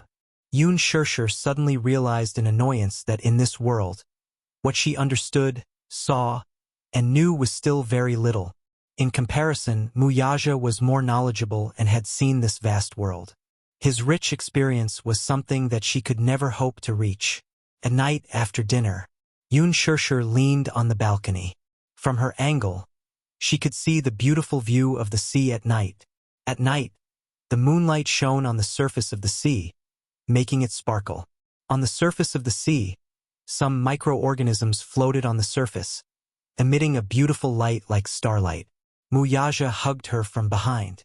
He rested his chin on her shoulder and said softly, "What are you thinking about?" "I'm looking at the sea."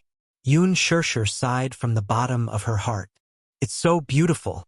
She was a little obsessed with the scenery, but she didn't know that the man behind her was also obsessed with the scenery in front of him. His large palm gently reached into the hem of her robe, stirring up the fire. She grabbed his wrist, but he was dissatisfied with her interference and gripped her waist, forcing her to turn around and face him. A certain man snorted and asked unhappily, "Is the scenery that good?" "Of course." Yun Shirshir smiled and said, "Hubby, do you know? I've never seen such a beautiful sea view in my entire life." The beautiful scenery would really open one's mind and move one's heart. At the same time, they would sigh at the beauty of life and be able to see such beautiful scenery. Wuxia pressed his forehead against hers and gently pecked her lips. His gaze was affectionate as he said, "You've been playing like crazy these past 2 days. It's rare for the two of us to be alone. Moreover, it's rare for me to have the chance to see so many beautiful sceneries."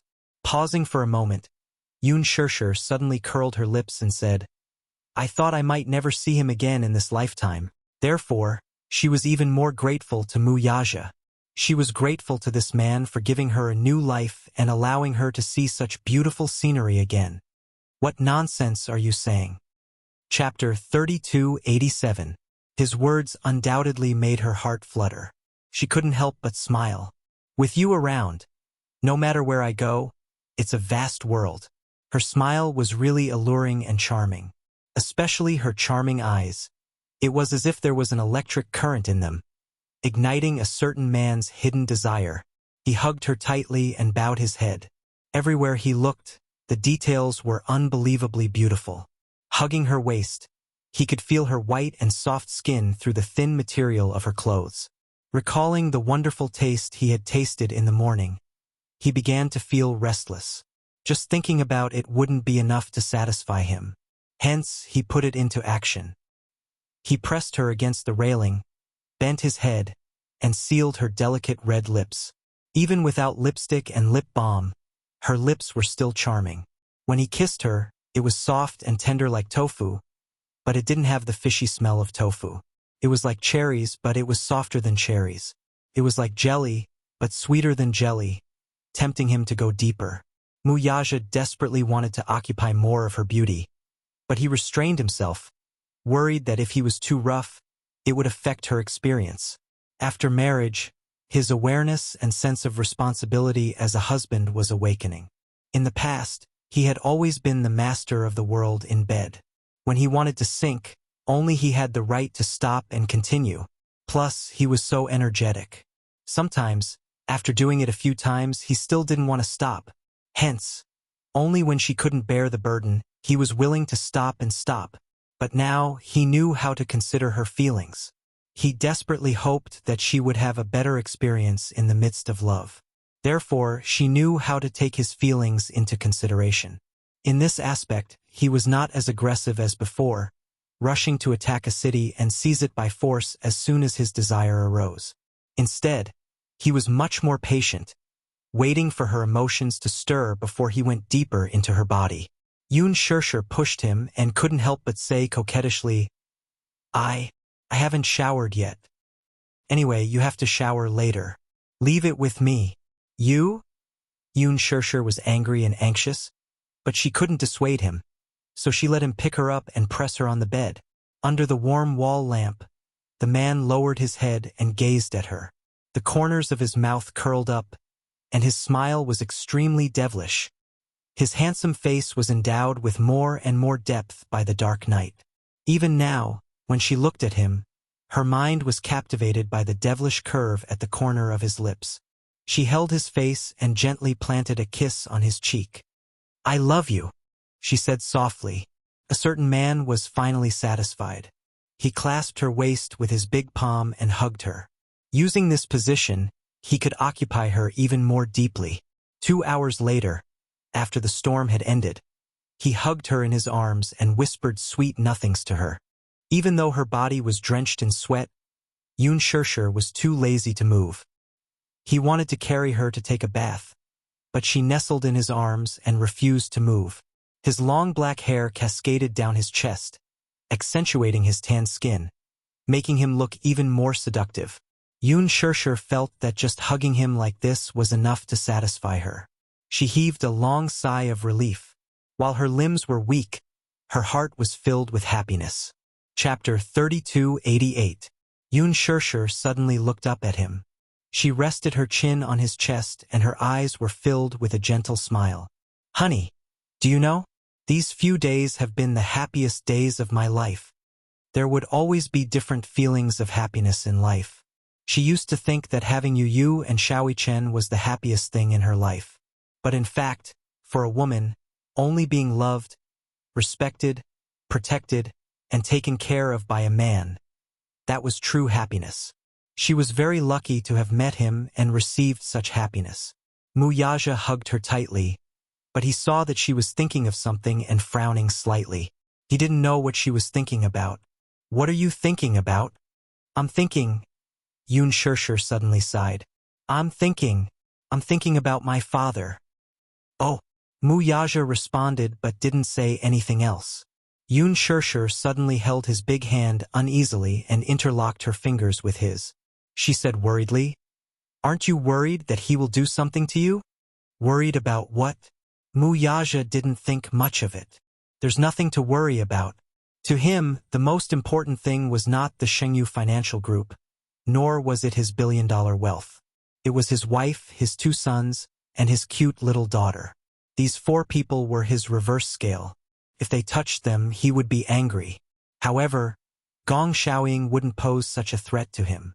One was his biological daughter, the daughter that Mu Qingcheng, the woman he loved most in his life, gave birth to for him.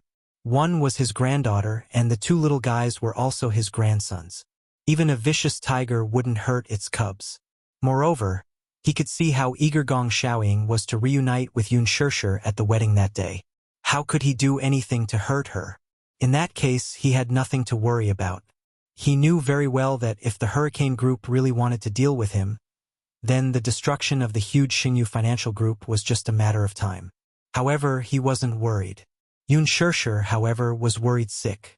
Even though Gong Xiaoying was her biological father, she had never spent a single day with such an intimate man. She didn't know what kind of personality this man had and what he would do in a fit of anger. She told herself that she would leave some leeway for this man. But if he did anything to hurt her family, she would never forgive him. I'm worried that he'll deal with you. After a pause, she continued, I don't know how he feels about me or how much he hates you, but I don't want him to hurt you. Some things won't happen just because you don't want them to. A stubborn man like him won't be appeased with just a few words from you. Yes, I know, Yoon Shirshir continued, but I can do it. No matter what, I will stand by your side. No matter what happens, I will be with you. We'll never be apart. Yes. Muyaja smiled happily and held her hand tightly. No matter what, we'll never be apart. She chuckled softly, cupped his handsome face, and gently leaned forward to plant a soft and light kiss on his lips. Chapter 3289. It was said that a honeymoon was the most romantic trip in two people's lives. During the honeymoon, Yoon Shirshir threw all her troubles to the back of her mind. She did not ask any more questions and focused on enjoying the romantic honeymoon trip. After leaving the Bahamas, two of them went to the Maldives to relive the sweetness of the seaside. Before they got married, they had gone to the Maldives for a vacation. However, the feeling of traveling before and after the wedding was different. During their honeymoon in the Maldives, it was as if the entire sky was pink. They chose a waterhouse, a 7-star hotel. When they opened their eyes, they could see the endless ocean through the floor-to-ceiling windows. The blue sky seemed to be connected to the green sea, and there was no end in sight. The waterhouse in the Maldives was a luxurious house located on the sea. Outside the floor-to-ceiling windows, there was a balcony. There was a staircase on the balcony that led straight to the sea. They walked down the stairs and sat on the steps. Their feet landed gently in the sea. When the cold sea water submerged their ankles and soaked their feet in the cool sea water, they felt so relaxed that they could float. The Maldives was a paradise that made people forget to return. Here, lying on a beach chair, once they lay down, they did not want to move at all. After leaving the Maldives, the two of them flew to Paris to experience the French romance. She had thought that Paris would be the last stop. However, when the plane landed, she looked at the unfamiliar country. For a moment, a certain man gave her quite a pleasant surprise.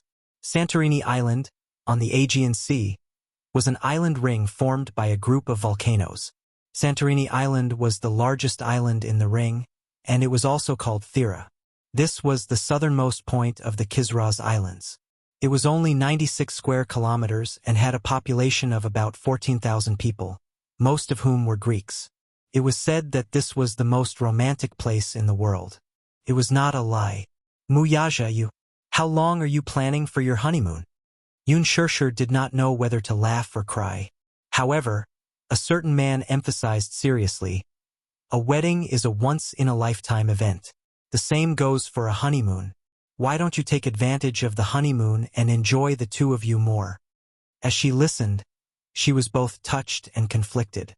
She knew that this man had always wanted to make it up to her as much as he could. She also knew that this man was never good with words, but he had always done a lot for her. In the past, she didn't have much time.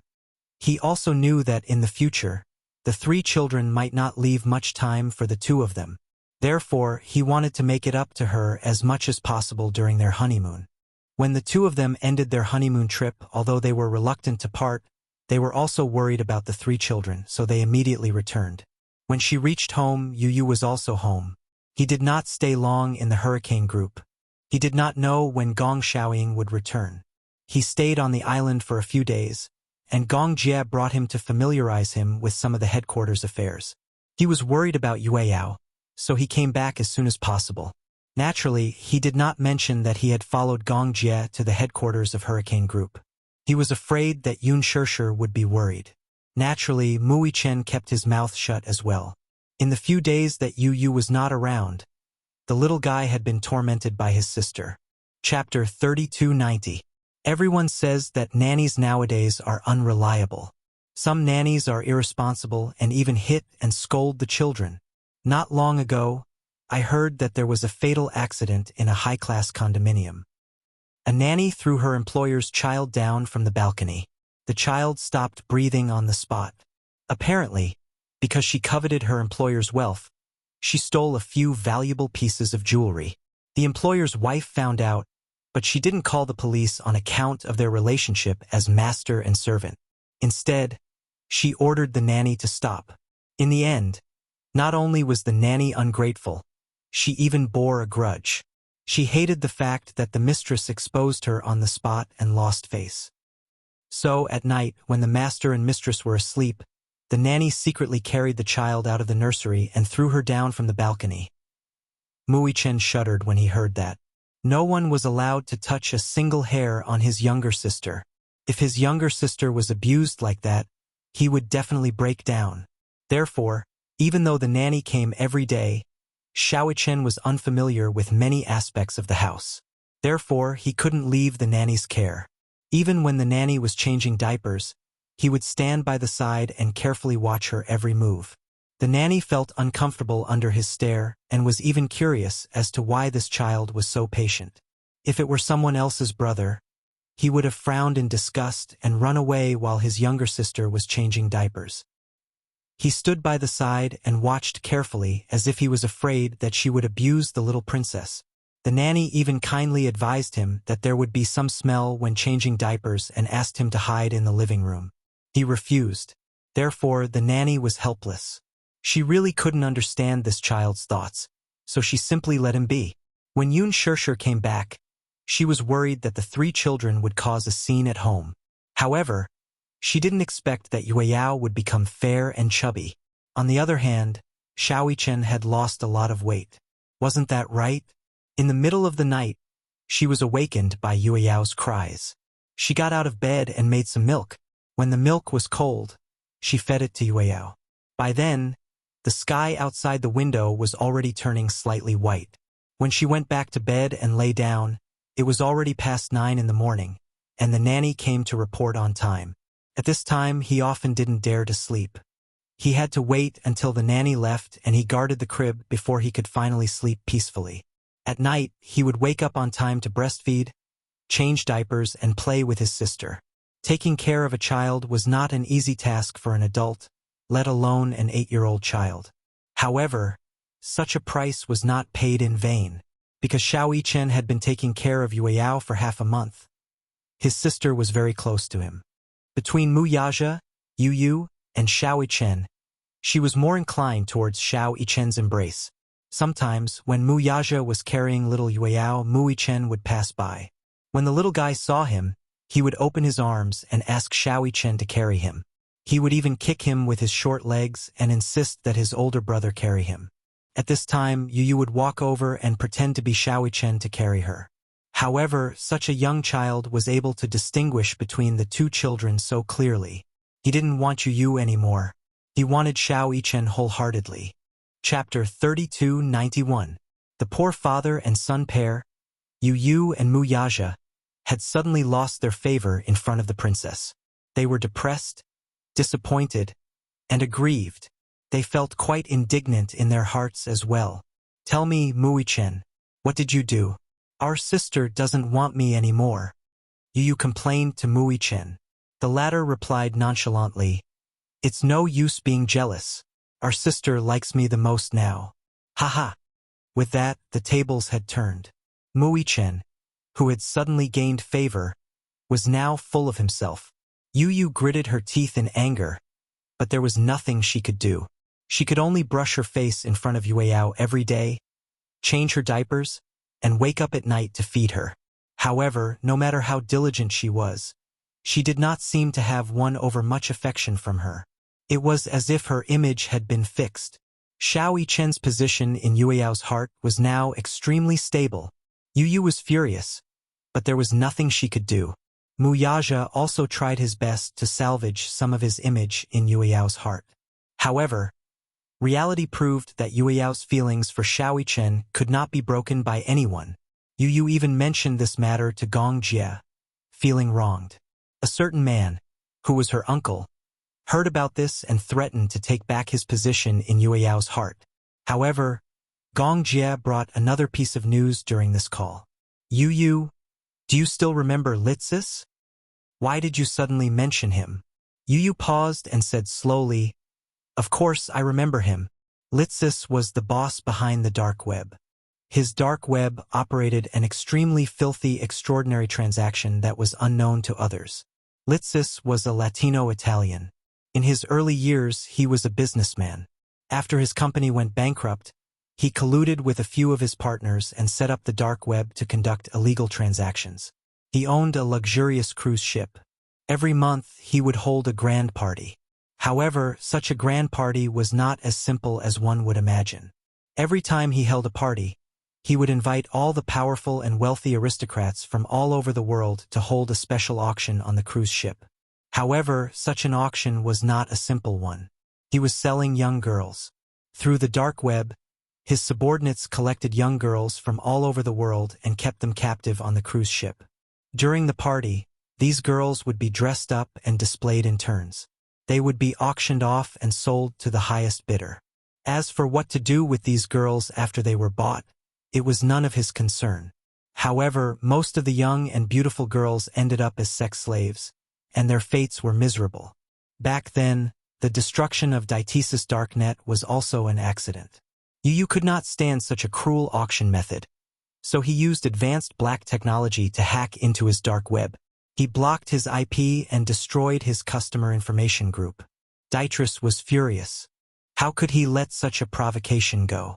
He harbored hatred in his heart. He threatened to teach Yu a lesson. Gong Jie also knew about this. Back then, Yu destroyed Daitis's dark web. Gong Jie knew how painful it was for him. During this period of time, Daitis has been very restless. You have to be careful. I'm worried that he will take revenge on you and attack you. Don't worry. Yu's mind was filled with things related to Yueyao. He could not hear anything else. Chapter 3292. A month later, Yun Shirshir unexpectedly received an invitation to the National Drama Awards ceremony. The National Drama Awards ceremony was the most prestigious award ceremony in the domestic entertainment industry. To be able to win the highest honor, it meant a high popularity, a good reputation, and a broad national recognition. Popularity alone was far from enough. The previous Best Actress and Best Supporting Actress awards were all about popularity and capability. Even young actresses like Yang Mi and Lin Ji, who had good acting skills and popularity, could not gain much in such an award ceremony. In the past, the Best Actress award winners were all veteran actors in the entertainment industry. Most of the winners were older. These seniors had been in the entertainment industry for many years. Most of them came from professional backgrounds and had settled down in the industry for many years. They had many outstanding works and were extremely capable. Only those who were able to win such a prestigious award would be able to do so. This was the highest honor that many could only dream of. Therefore, when Yun Shirshir received the invitation and learned that she had been nominated, she was a little surprised.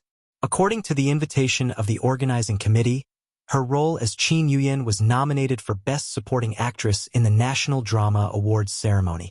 They hoped that she would be invited to attend the ceremony. Yun Shirshir was inexplicably pleasantly surprised.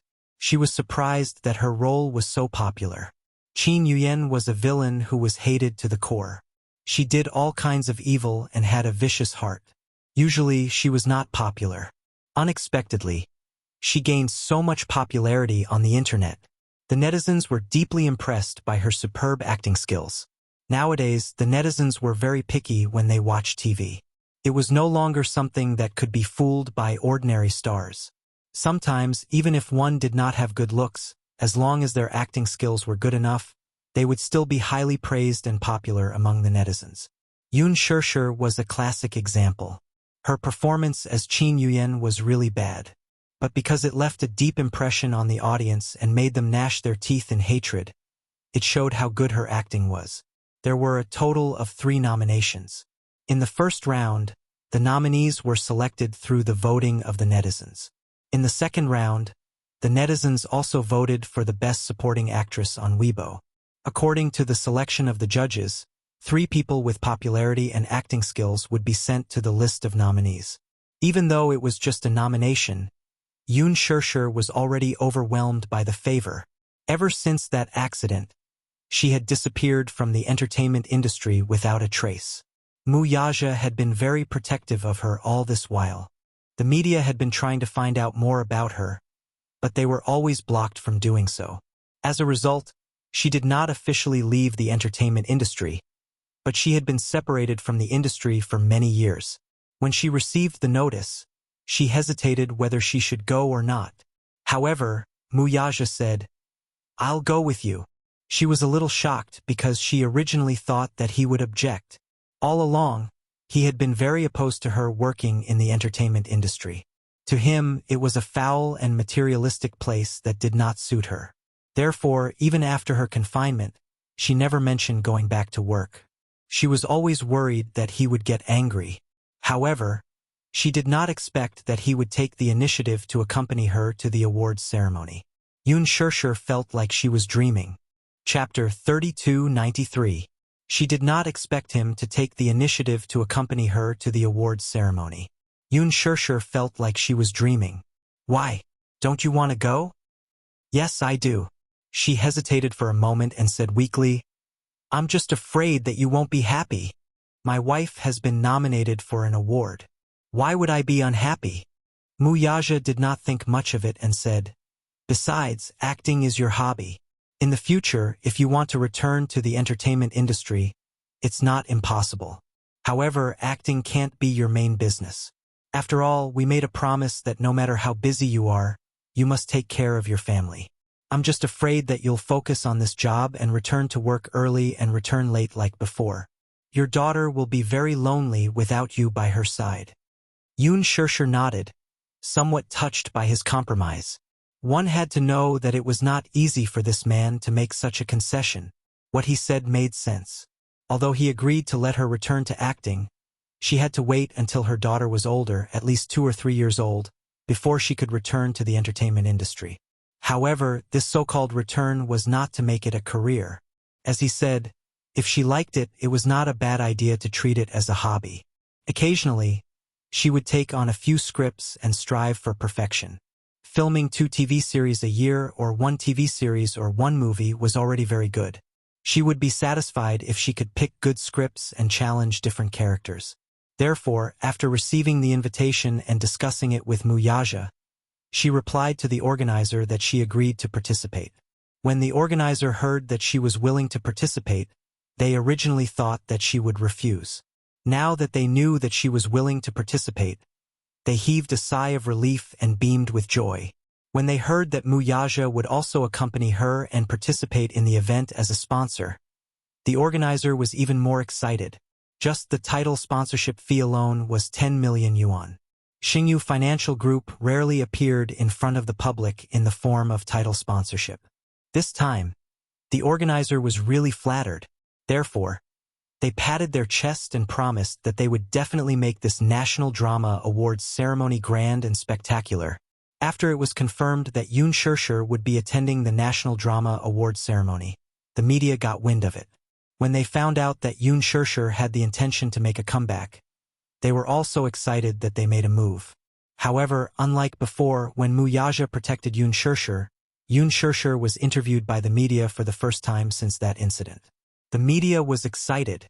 However, before the interview, he had already informed them in advance that it would be inappropriate to ask too many sensitive questions. It wasn't that he was deliberately avoiding anything. It was just that some questions wouldn't be answered even if they were asked. In order for the media to interview Yun Shirshir, Qin Zhou gave them a draft of the interview in advance. The questions that could be asked and the questions that could not be asked were all marked in detail. However, even though the reporters had doubts in their hearts, they gladly agreed. Because in the past few months that Yun Shirshir had disappeared without a trace, the public was too curious about her sexual orientation, her activities, and her every move. It was said that because of that accident, she had lost her eyesight and was in danger of losing her sight. It was also said that after that accident, she was found to be pregnant. Therefore, she stopped all the publicity and activities and focused on preparing for the pregnancy. Chapter 3294. Some time ago, Wuxia had even meticulously prepared an eye-catching wedding for her. It was said that he had invited many distinguished guests to witness their sacred wedding. In short, there were all kinds of rumors about Yun Shirshir, but none of them were accurately verified. Most of the rumors came from experienced media personnel who had dug up information from various channels. Yun Shirshir did not know how these professional media personnel did it. Back then, in order to protect her and their unborn daughter, Wuxia had strictly controlled the situation. He had cut off all news of anyone who got close to her. Even when their daughter was born, the reporters outside the hospital waited for 3 days and 3 nights, but they did not manage to get a single useful photo. He had protected her so well, but these media personnel still managed to get hold of some clues. During the interview, the reporters threw out sharp questions one after another. After all, she had been away from the public for a long time, and the public was too curious about her. During the interview, Yun Shirshir walked into the dressing room. She was exhausted from being pestered by the reporters and sat in front of the dressing table. Shi walked over from the side. Seeing her tired expression, she could not help but smile. "Are you tired?" Shirshir, does Chairman Mu agree to your comeback? As long as I don't get too tired and neglect my family because I'm busy with work, he won't have any objections. She laughed. "Why did you decide to make a comeback?" "I didn't say that I've decided to officially make a comeback, but if there are any good scripts, I'll consider taking them. This interview is just to coincide with the National Drama Festival." After a pause, Yun Shirshir continued, "If I can really win an award, it'll be considered as fulfilling a wish of mine." She lowered her head and looked at her reflection in the mirror with a lonely gaze. These 2 days, she seemed to be a little uneasy and absent-minded. When Yun Shirshir passed the bag in her hand to her hand actually trembled. She seemed to have thought of something, and a trace of self-reproach appeared on her face. She blinked and tears fell. "What's wrong with you?" Yun Shirshir couldn't help but worry when she saw this. She had a feeling that she was in a bad state recently. Inexplicably, he stared at her face in a daze for a long time. Otherwise, he would not respond even after shouting for a long time.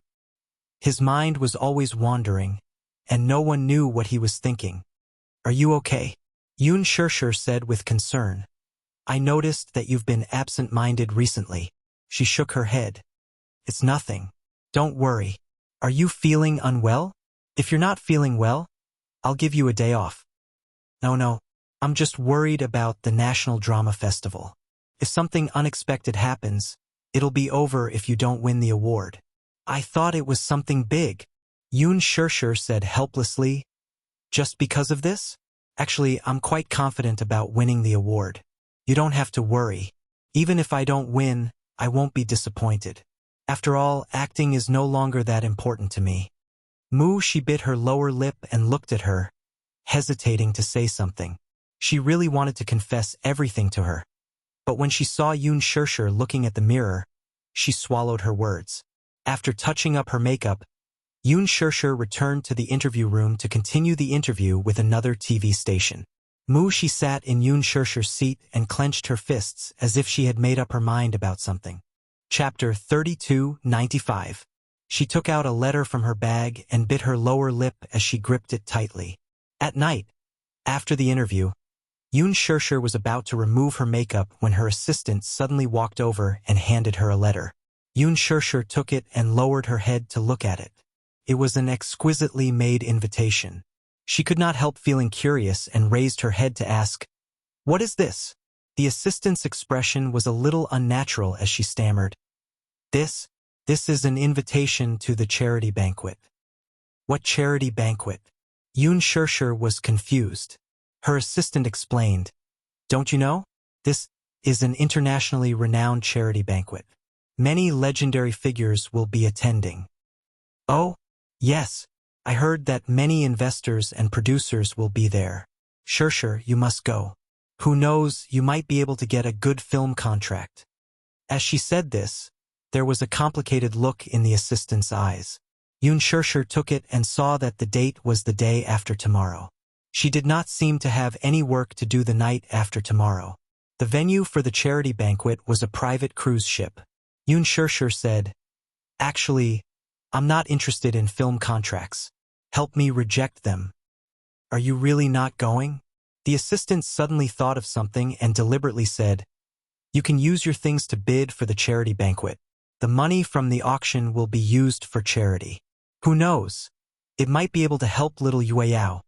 Yun Shirshir's heart could not help but move when she said this. Doing more good deeds is to accumulate blessings for oneself and also for one's loved ones. Yoon Shirshir could not help but smile when she heard this. Is it the day after tomorrow? Yes. Tomorrow is the National Drama Festival. If it's the day after tomorrow, I can use my jewelry to participate in the auction. Are you going? Hearing you say this, I think it makes sense. I also hope to accumulate some blessings for Yueyao. She was stunned for a moment before she gritted her teeth and forced a smile. However, when she turned around to face the corner of the wall, she furrowed her brows. She seemed to be a little worried, or perhaps she was filled with immense guilt. After Yoon Shirshir left, Mu Shi, who was hiding in a corner, hurriedly took out her phone and looked around vigilantly before dialing a number. Took a long time for the call to get through. She said anxiously, "Hello, hello, hello. I have already given her the invitation letter. Can you let my parents go now?" The man's voice, which had been altered, came from the other end. "How would I know if you gave it to me or not? What if you don't give it to me and are trying to trick me? Do you think I'll believe you so easily? I'm really giving it to you." Mu Shi's face flushed red as tears streamed down her cheeks. "Why would I lie to you? My parents are in your hands. How would I dare to lie to you? I did everything according to your instructions. What else do you want me to do? Do you still remember what I asked of you? Only when Yoon Shirshir is here will our deal be valid." The man paused for a moment before continuing. "The day after tomorrow, until Yoon Shirshir shows up at the banquet, I'll let your parents go." She was furious. You didn't keep your word."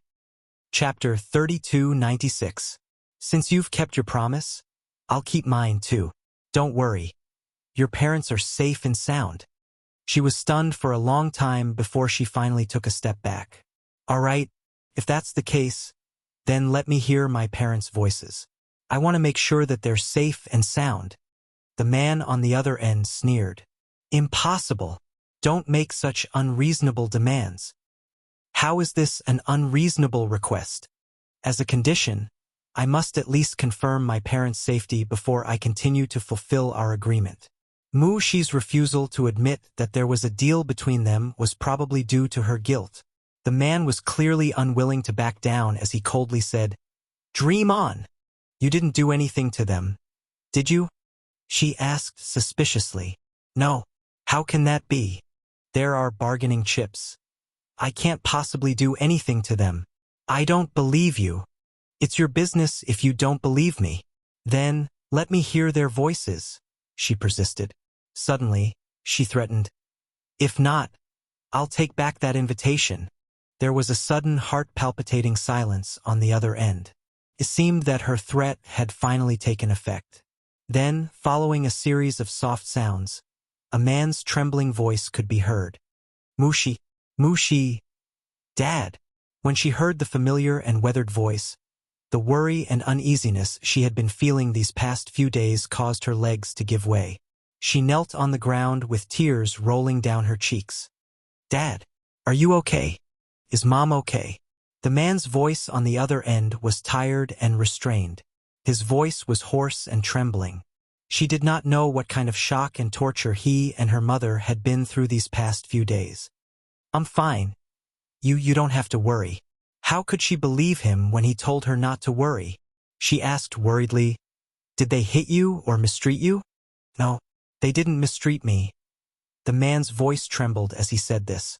She felt even more worried when she heard this. She knew that her father did not dare to tell the truth in front of those people, so he was avoiding the main point and dwelling on the trivial. She carefully asked, "Did they give you food?" There was another period of silence on the other end. Then, there was a series of soft sounds, followed by a man's voice. "Did you hear that? They are all fine. You can rest assured now." Mu Shi gritted her teeth and was about to speak when the man said coldly, "If Yoon Shirshir doesn't appear, you can forget about seeing them again. You know that too, right? It doesn't matter if you call the police or ask for help. If you dare, you can try. Is the police faster or my bullets faster? If you dare to leak a single word, don't blame me for being merciless." With that, the man hung up the phone. She covered her mouth in fear and bit her fingers as she sank into an endless state of panic. In the evening, Yun Shirshir was in front of the wardrobe looking for jewelry. Yu leaned against the door and mumbled, "Mommy? What are you looking for?" "Yes. There's a charity banquet the day after tomorrow. Prepare to attend it." Charity banquet? Why hadn't he heard of it? The charity banquet, as the name suggested, was a banquet with the theme of charity. Chapter 3297.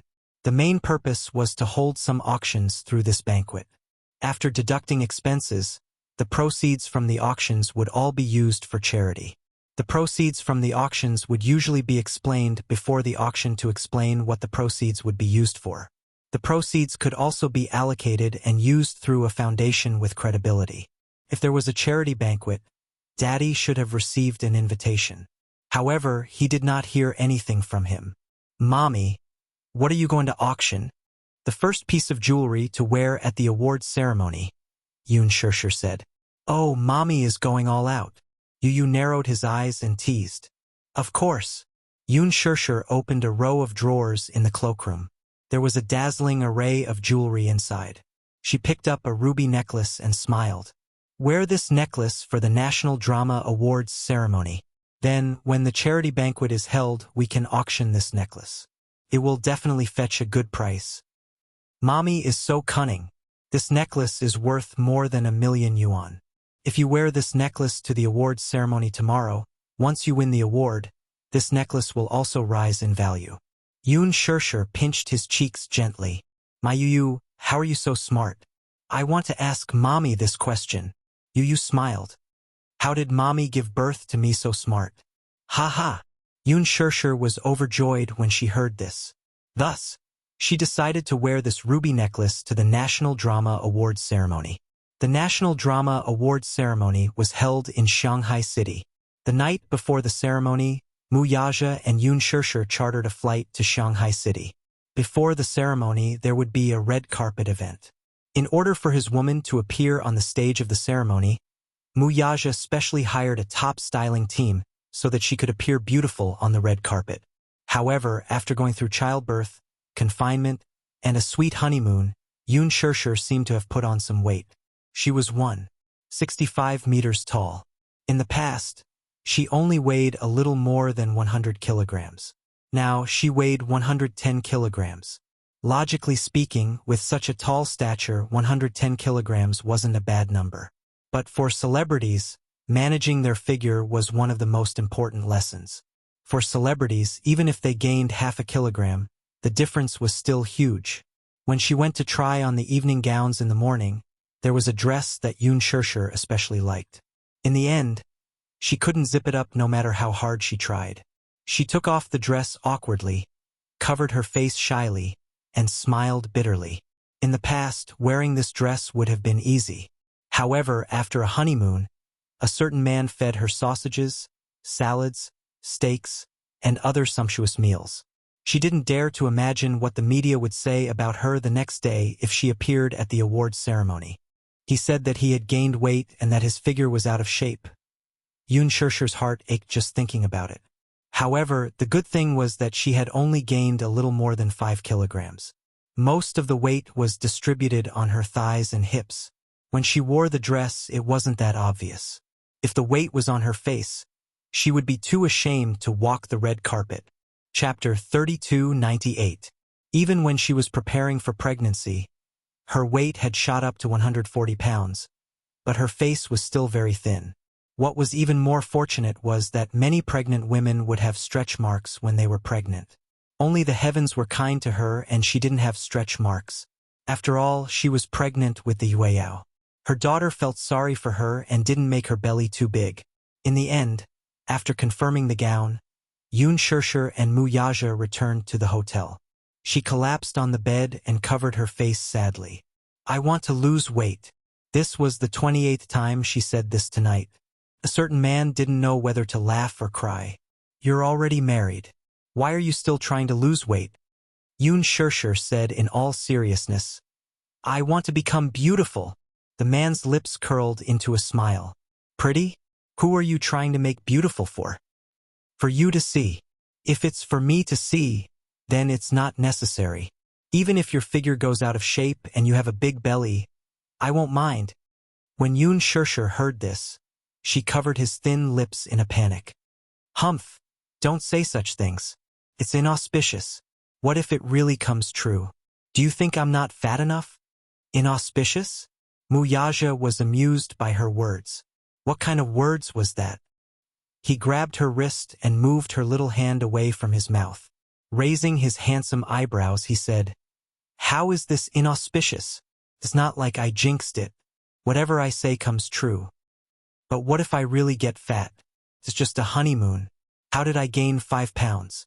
How did I gain so much weight? It's okay." Muyaja kissed her fingertips. "I don't mind." "You don't mind, but I do." Yoon Shirshir pulled her hand away, turned around, and walked to the floor-to-ceiling window unhappily. She muttered to herself, "It's easy for a certain someone to say that. If that day really comes and I really get that fat, who knows if a certain someone will dislike me." The floor-to-ceiling windows faced the sea. At night, under the reflection of the moonlight, the surface of the sea sparkled. The beautiful night scene made people calm down. Behind her, the man's aura closed in. He covered her from behind and pinned her down. His large palm clasped her waist and gently stroked it. "Why do I feel like you haven't gained much weight?" "That's because you treated me like a pig.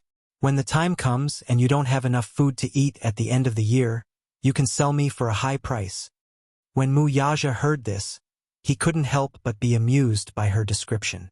Was he being raised like a pig? Selling by weight?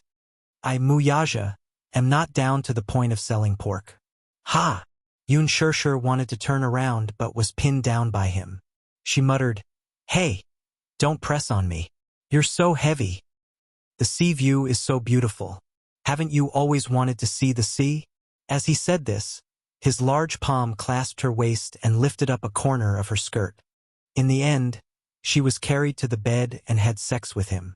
Naturally, it was a matter of course. On the bed, a certain man instantly turned into a beast and swallowed her whole. However, that night, Muyaja knew how to control himself. After having sex with her once, he stopped and the two of them slept in each other's arms. Chapter 3299. The National Drama Festival was at night. On the red carpet, the stars were shining brightly. The Lincoln limousine was parked at the entrance of the venue. Yoon Shirshir sat in the car and looked at the crowd in front of her. The spotlights were flashing continuously. It seemed like she had not seen such a scene in a long time. On the red carpet, the stars were shining brightly. The celebrities who had already arrived walked down the red carpet and were baptized by the spotlights. Finally, they left their signature on the autograph board. Yoon Shirshir suddenly grabbed his hand nervously. Her palm was covered in a layer of cold sweat, obviously because she was nervous. He placed his hand on the back of hers and smiled at her. "What's wrong? Are you nervous?" "There are so many people. After all, I haven't experienced such a scene in a long time. I'm not used to it for a while." Yoon Shirshir lamented. "I heard that the number of guests for this year's National Drama Festival is the highest in history. Moreover, there are many capable veteran actors. In the same batch of nominees as me, there's an outstanding veteran actor. I don't know if I'll still have a chance to win with her around." "Don't be nervous." He was accompanying her. The moment the car door opened, the media rushed over like a tidal wave and raised their cameras. Before Yoon Shirshir could get out of the car, she was blinded by the spotlights that came out of nowhere. It was too bright. For a moment, her world was as bright as day. Muyaja got out of the car first. Then, he turned around and held her hand, helping her out of the car like a gentleman. The two of them were instantly surrounded by the media. Questions came one after another like a cannonball. The staff in charge of maintaining order at the scene immediately rushed over and separated the media from the reporters. Yoon Shirshir and Muyaja were finally released. It was too crazy. It had been a long time since they had seen such a scary scene. Yoon Shirshir and Muyaja walked down the red carpet and gradually got used to the spotlights. Yoon Shirshir was also used to it. She smiled proudly and hooked her arm around Muyaja's arm. The couple, A handsome man and a beautiful woman exuded their aura. It was not their first time appearing together in front of the media. However, this was the first time they were together after the wedding. Back then, when Wuxia had announced their relationship, many media outlets had been secretly criticizing them. There was no other reason other than the fact that they had hatched a conspiracy theory. They believed that the reason why the two of them got together was because they were using each other. Back then, Wuxia had just left the Mu Group. Even though he had founded the Shengyu Financial Group, his foundation was not very stable. Therefore, he needed a source of hype. In order to get listed, he naturally needed fame. Therefore, he made use of Yun Shirshir to hype up their relationship and bring attention to the company. As for Yun Shirshir, the media speculated that she was unscrupulous in order to marry into a rich family. She had already given birth to 2 sons,